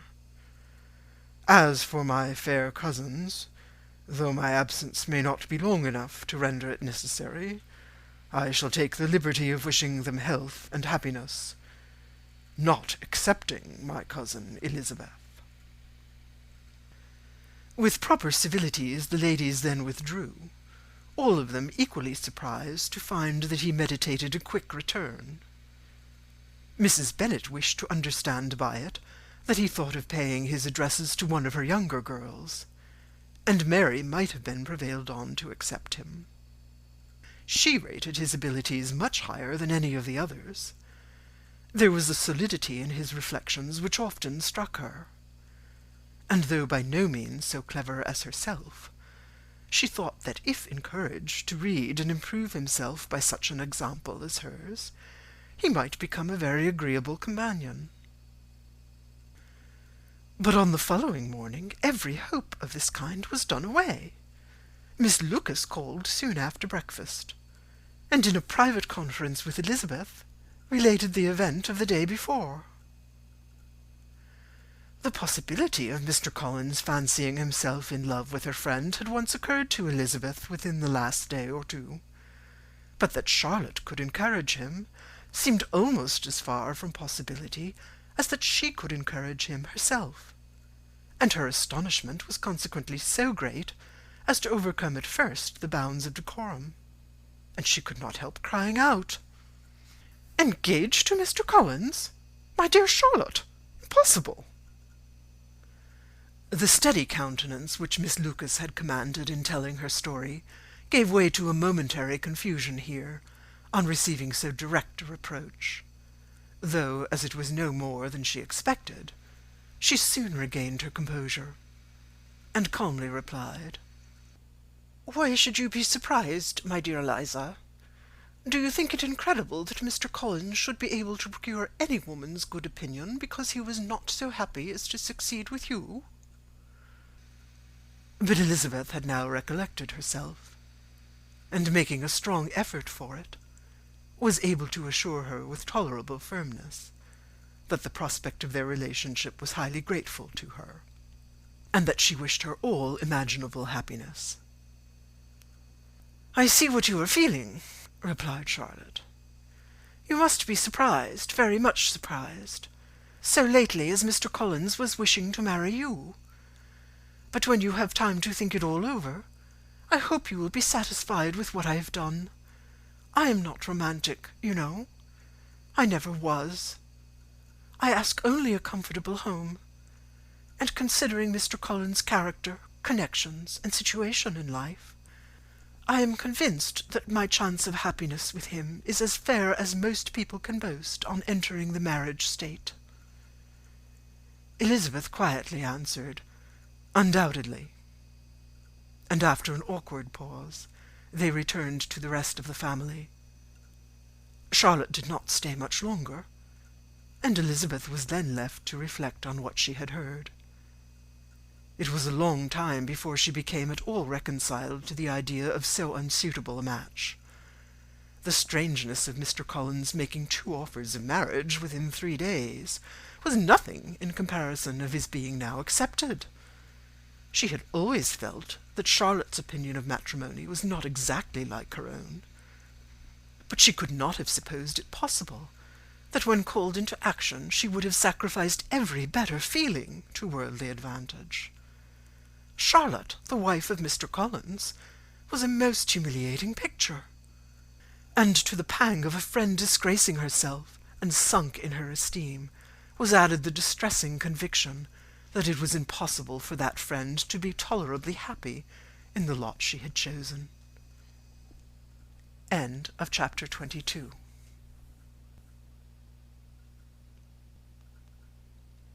Pride and Prejudice by Jane Austen, Chapter 23. Elizabeth was sitting with her mother and sisters, reflecting on what she had heard, and doubting whether she were authorized to mention it, when Sir William Lucas himself appeared, sent by his daughter to announce her engagement to the family. With many compliments to them, and much self-congratulation on the prospect of a connection between the houses, he unfolded the matter, to an audience not merely wondering, but incredulous, for Mrs. Bennet, with more perseverance than politeness, protested he must be entirely mistaken, and Lydia, always unguarded and often uncivil, boisterously exclaimed, "Good Lord! Sir William, how can you tell such a story? Do you not know that Mr. Collins wants to marry Lizzie?" Nothing less than the complaisance of a courtier could have borne without anger such treatment. But Sir William's good breeding carried him through it all, and though he begged leave to be positive as to the truth of his information, he listened to all their impertinence with the most forbearing courtesy. Elizabeth, feeling it incumbent on her to relieve him from so unpleasant a situation, now put herself forward to confirm his account by mentioning her prior knowledge of it from Charlotte herself, and endeavoured to put a stop to the exclamations of her mother and sisters by the earnestness of her congratulations to Sir William, in which she was readily joined by Jane, and by making a variety of remarks on the happiness that might be expected from the match, the excellent character of Mr. Collins, and the convenient distance of Hunsford from London. Mrs. Bennet was in fact too much overpowered to say a great deal while Sir William remained, but no sooner had he left them than her feelings found a rapid vent. In the first place, she persisted in disbelieving the whole of the matter. Secondly, she was very sure that Mr. Collins had been taken in. Thirdly, she trusted that they would never be happy together. And fourthly, that the match might be broken off. 2 inferences, however, were plainly deduced from the whole. 1, that Elizabeth was the real cause of all the mischief, and the other, that she herself had been barbarously used by them all. And on these 2 points she principally dwelt during the rest of the day. Nothing could console, and nothing appease her. Nor did that day wear out her resentment. A week elapsed before she could see Elizabeth without scolding her. A month passed away before she could speak to Sir William or Lady Lucas without being rude, and many months were gone before she could at all forgive their daughter. Mr. Bennet's emotions were much more tranquil on the occasion, and such as he did experience he pronounced to be of a most agreeable sort, for it gratified him, he said, to discover that Charlotte Lucas, whom he had used to think tolerably sensible, was as foolish as his wife, and more foolish than his daughter. Jane confessed herself a little surprised at the match, but she said less of her astonishment than of her earnest desire for their happiness. Nor could Elizabeth persuade her to consider it as improbable. Kitty and Lydia were far from envying Miss Lucas, for Mr. Collins was only a clergyman, and it affected them in no other way than as a piece of news to spread at Meryton. Lady Lucas could not be insensible of triumph on being able to retort on Mrs. Bennet the comfort of having a daughter well married, and she called at Longbourn rather oftener than usual to say how happy she was, though Mrs. Bennet's sour looks and ill-natured remarks might have been enough to drive happiness away. Between Elizabeth and Charlotte there was a restraint which kept them mutually silent on the subject, and Elizabeth felt persuaded that no real confidence could ever subsist between them again. Her disappointment in Charlotte made her turn with fonder regard to her sister, of whose rectitude and delicacy she was sure her opinion could never be shaken, and for whose happiness she grew daily more anxious, as Bingley had now been gone a week, and nothing was heard of his return. Jane had sent Caroline an early answer to her letter, and was counting the days till she might reasonably hope to hear again. The promised letter of thanks from Mr. Collins arrived on Tuesday, addressed to their father, and written with all the solemnity of gratitude which a 12-month's abode with the family might have prompted. After discharging his conscience on that head, he proceeded to inform them, with many rapturous expressions, of his happiness in having obtained the affection of their amiable neighbour, Miss Lucas, and then explained that it was merely with the view of enjoying her society that he had been so ready to close with their kind wish of seeing him again at Longbourn, whither he hoped to be able to return on Monday fortnight. For Lady Catherine, he added, so heartily approved his marriage, that she wished it to take place as soon as possible, which he trusted would be an unanswerable argument with his amiable Charlotte to name an early day for making him the happiest of men. Mr. Collins' return into Hertfordshire was no longer a matter of pleasure to Mrs. Bennet. On the contrary, she was as much disposed to complain of it as her husband. It was very strange that he should come to Longbourn instead of Lucas Lodge. It was also very inconvenient and exceedingly troublesome.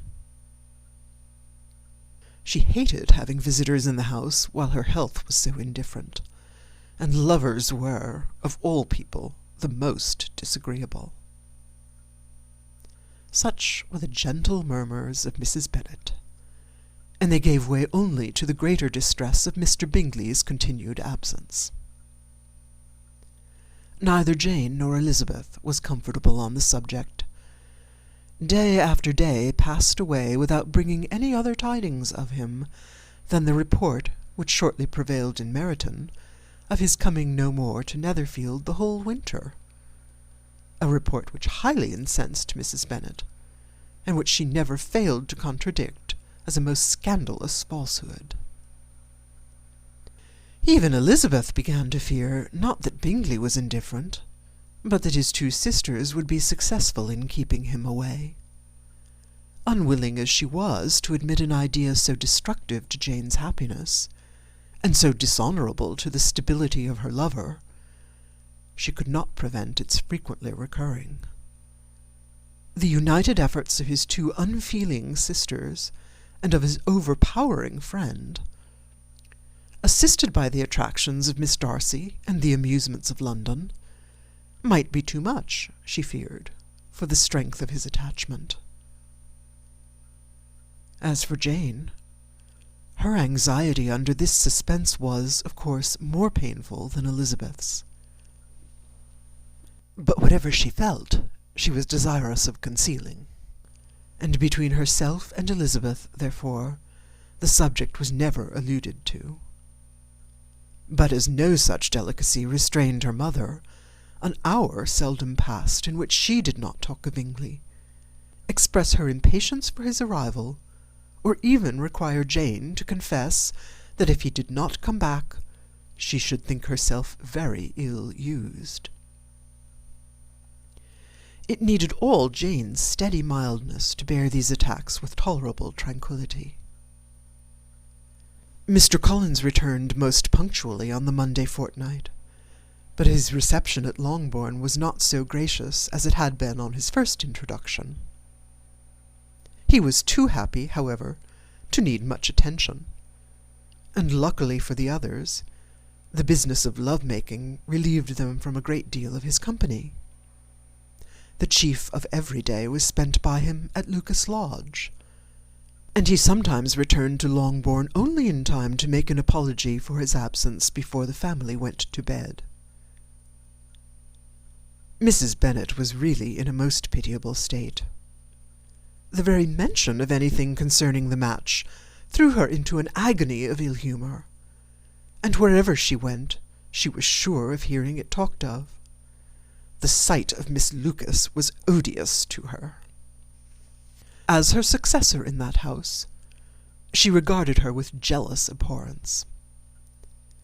Whenever Charlotte came to see them, she concluded her to be anticipating the hour of possession, and whenever she spoke in a low voice to Mr. Collins, was convinced that they were talking of the Longbourn estate, and resolving to turn herself and her daughters out of the house as soon as Mr. Bennet was dead. She complained bitterly of all this to her husband. "Indeed, Mr. Bennet," said she, "it is very hard to think that Charlotte Lucas should ever be mistress of this house, that I should be forced to make way for her, and live to see her take my place in it." "My dear, do not give way to such gloomy thoughts. Let us hope for better things. Let us flatter ourselves that I may be the survivor." This was not very consoling to Mrs. Bennet, and therefore, instead of making any answer, she went on as before. "I cannot bear to think that they should have all this estate. If it was not for the entail, I should not mind it." "What should you not mind?" "I should not mind anything at all." "Let us be thankful that you are preserved from a state of such insensibility." "I can never be thankful, Mr. Bennet, for anything about the entail. How any one could have the conscience to entail away an estate from one's own daughters, I cannot understand, and all for the sake of Mr. Collins, too. Why should he have it, more than anybody else?" "I leave it to yourself to determine," said Mr. Bennet. End of chapter 23. Chapter 24. Miss Bingley's letter arrived, and put an end to doubt. The very first sentence conveyed the assurance of their all being settled in London for the winter, and concluded with her brother's regret at not having had time to pay his respects to his friends in Hertfordshire before he left the country. Hope was over, entirely over, and when Jane could attend to the rest of the letter, she found little, except the professed affection of the writer, that could give her any comfort. Miss Darcy's praise occupied the chief of it. Her many attractions were again dwelt on, and Caroline boasted joyfully of their increasing intimacy, and ventured to predict the accomplishment of the wishes which had been unfolded in her former letter. She wrote also with great pleasure of her brother's being an inmate of Mr. Darcy's house, and mentioned with raptures some plans of the latter with regard to new furniture. Elizabeth, to whom Jane very soon communicated the chief of all this, heard it in silent indignation. Her heart was divided between concern for her sister and resentment against all the others. To Caroline's assertion of her brother's being partial to Miss Darcy she paid no credit. That he was really fond of Jane, she doubted no more than she had ever done, and much as she had always been disposed to like him, she could not think without anger, hardly without contempt, on that easiness of temper, that want of proper resolution, which now made him the slave of his designing friends, and led him to sacrifice his own happiness to the caprice of their inclinations. Had his own happiness, however, been the only sacrifice, he might have been allowed to sport with it in whatever manner he thought best. But her sister's was involved in it, as she thought he must be sensible himself. It was a subject, in short, on which reflection would be long indulged, and must be unavailing. She could think of nothing else, and yet whether Bingley's regard had really died away, or were suppressed by his friend's interference, whether he had been aware of Jane's attachment, or whether it had escaped his observation, whichever were the case, though her opinion of him must be materially affected by the difference, her sister's situation remained the same, her peace equally wounded.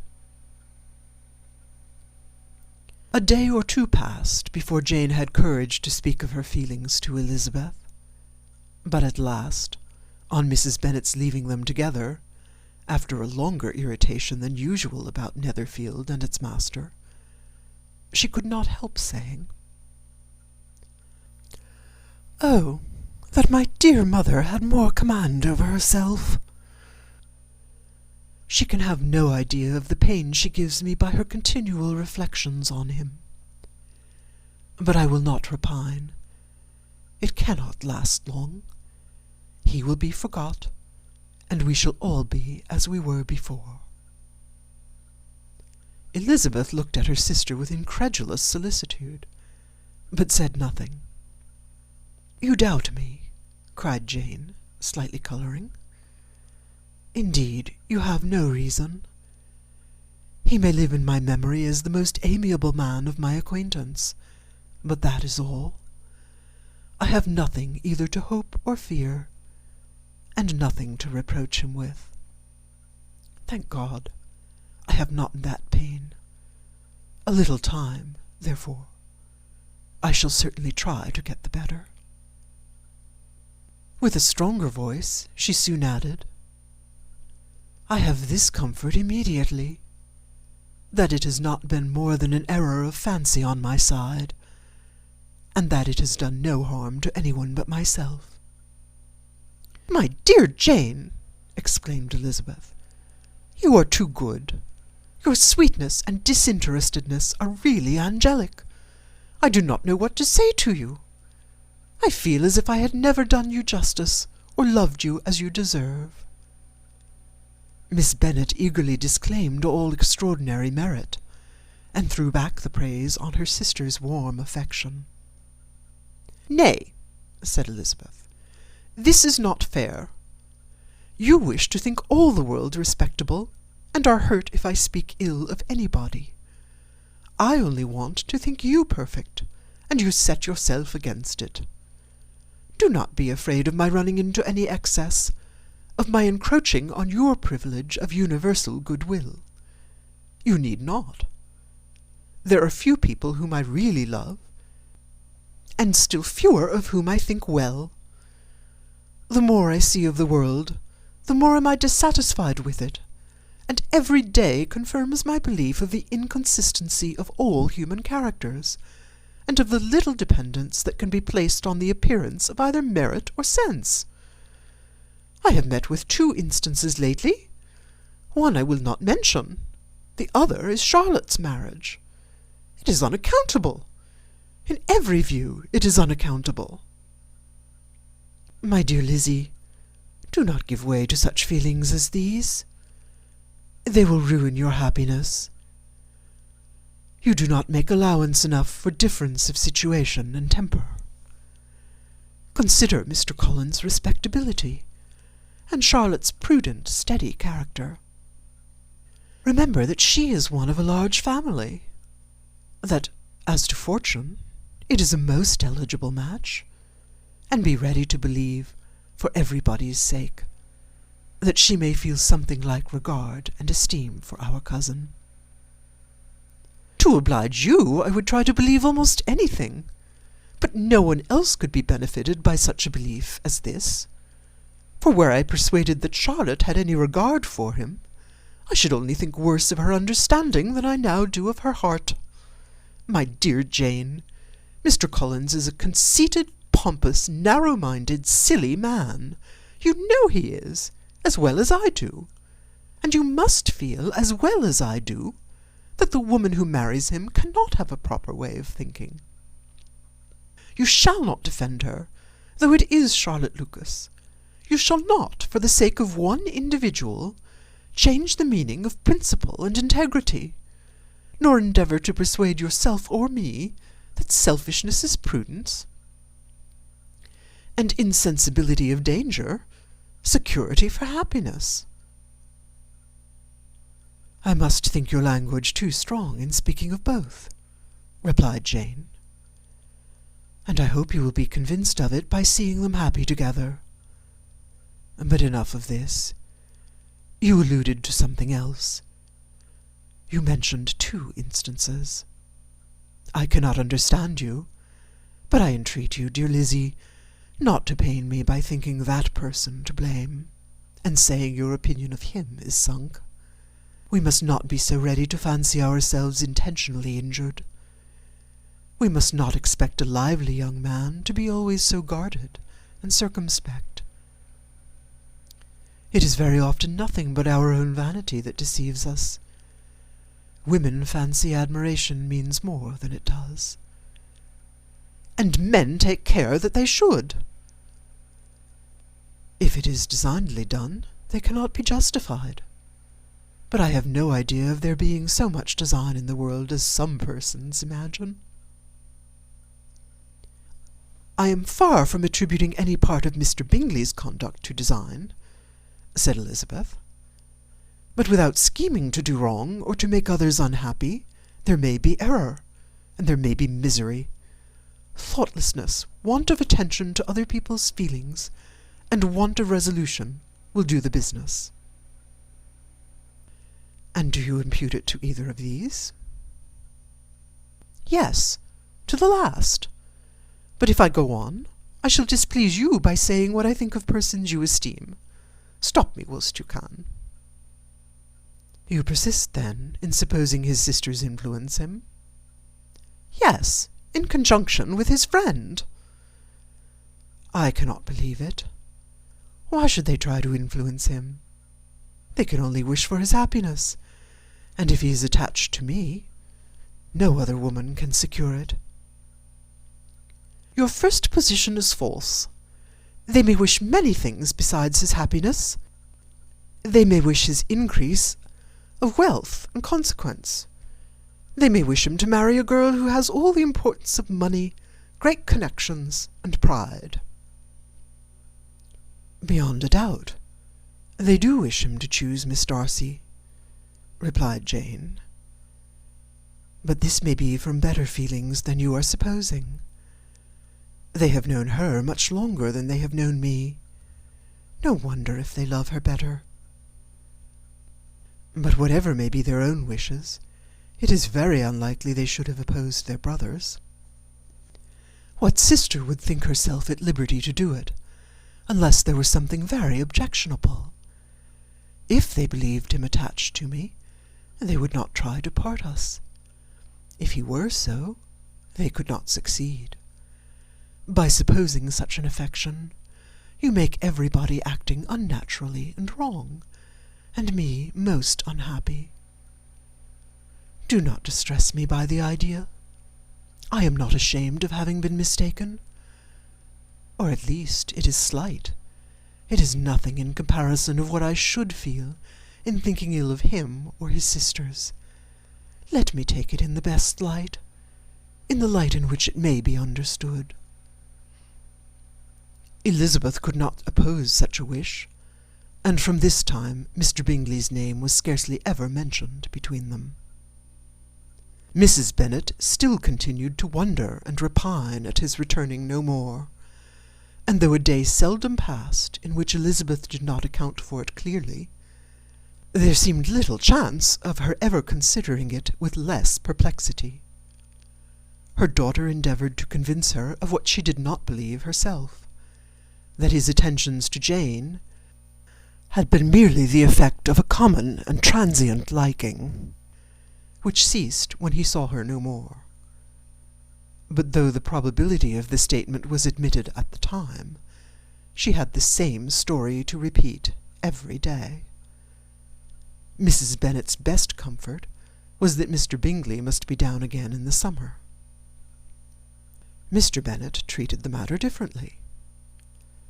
"So, Lizzie," said he one day, "your sister is crossed in love, I find. I congratulate her. Next to being married, a girl likes to be crossed in love a little now and then. It is something to think of, and gives her a sort of distinction among her companions.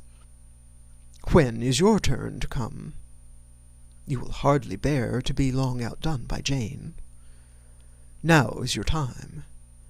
Here are officers enough at Meryton to disappoint all the young ladies in the county. Let Wickham be your man. He is a pleasant fellow, and would jilt you creditably." "Thank you, sir, but a less agreeable man would satisfy me. We must not all expect Jane's good fortune." "True," said Mr. Bennet, "but it is a comfort to think that whatever of that kind may befall you, you have an affectionate mother who will always make the most of it." Mr. Wickham's society was of material service in dispelling the gloom which the late perverse occurrences had thrown on many of the Longbourn family.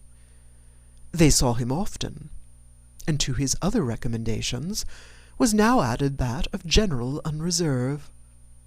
The whole of what Elizabeth had already heard, his claims on Mr. Darcy, and all that he had suffered from him, was now openly acknowledged and publicly canvassed, and everybody was pleased to think how much they had always disliked Mr. Darcy before they had known anything of the matter.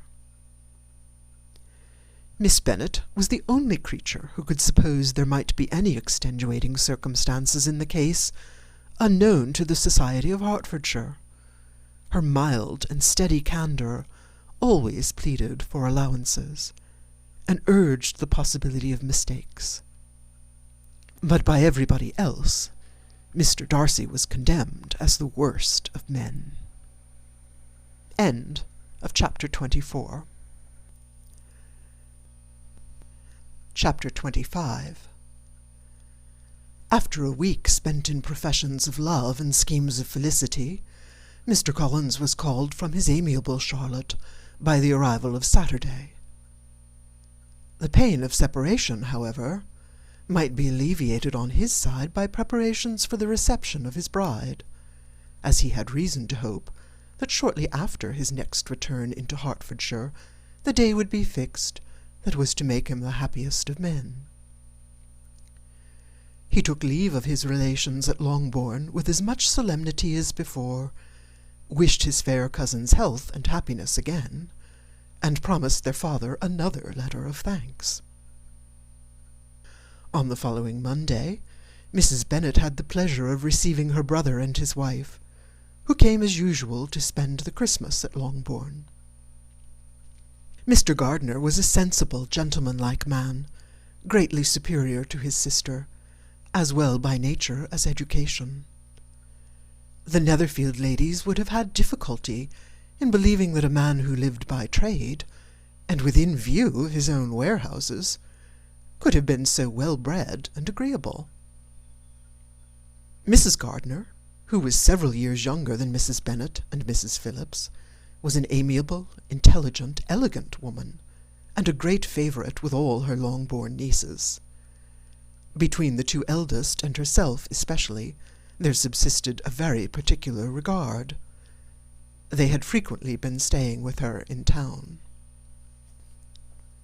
The first part of Mrs. Gardiner's business, on her arrival, was to distribute her presents and describe the newest fashions. When this was done, she had a less active part to play. It became her turn to listen. Mrs. Bennet had many grievances to relate, and much to complain of. They had been very ill used since she last saw her sister. 2 of her girls had been on the point of marriage, and after all, there was nothing in it.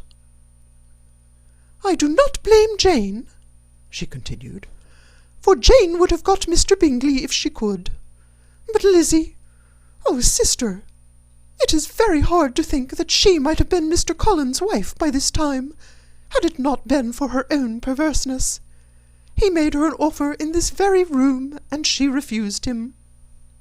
The consequence of it is that Lady Lucas will have a daughter married before I have, and that Longbourn estate is just as much entailed as ever. The Lucases are very artful people indeed, sister. They are all for what they can get.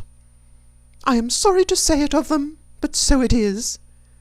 It makes me very nervous and poorly to be thwarted so in my own family, and to have neighbours who think of themselves before anybody else. However, your coming just at this time is the greatest of comforts, and I am very glad to hear what you tell us of long sleeves."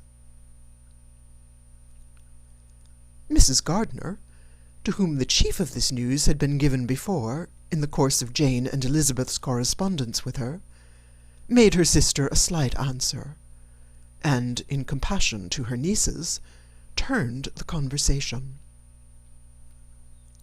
When alone with Elizabeth afterwards, she spoke more on the subject. "It seems likely to have been a desirable match for Jane," said she. "I am sorry it went off.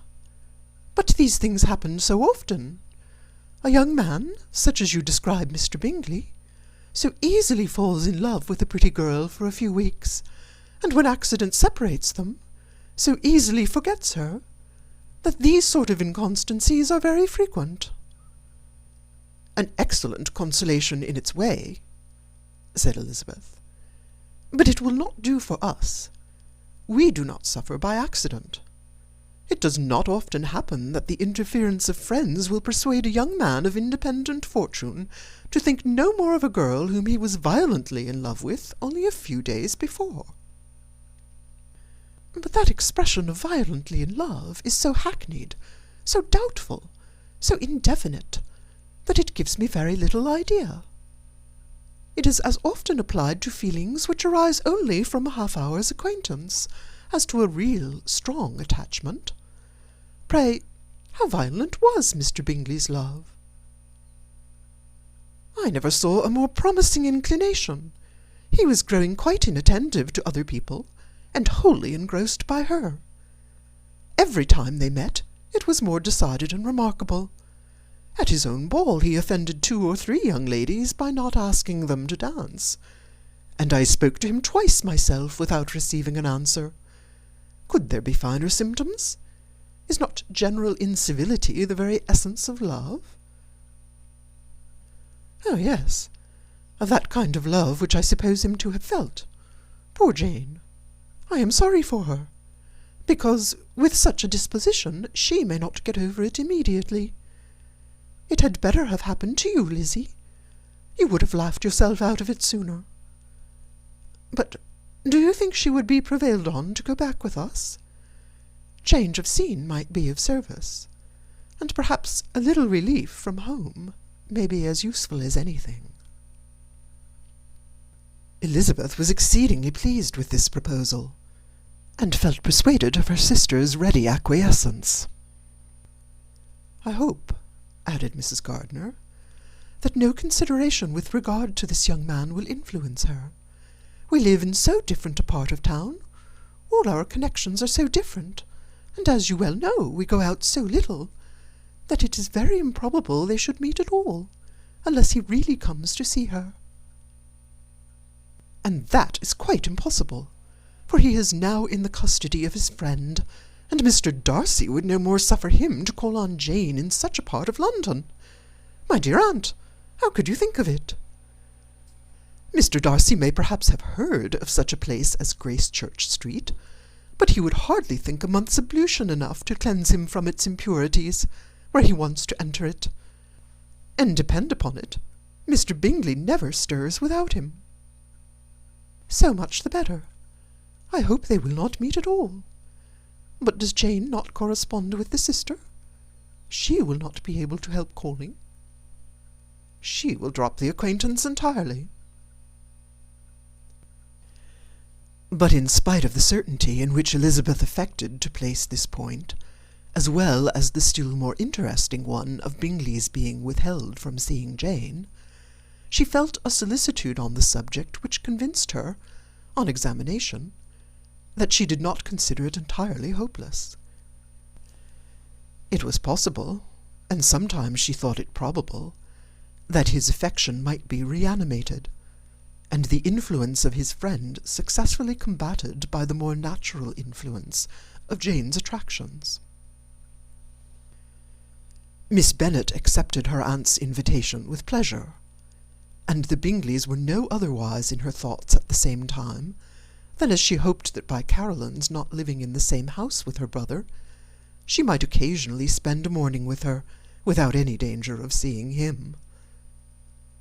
The Gardiners stayed a week at Longbourn, and what with the Phillipses, the Lucases, and the officers, there was not a day without its engagement.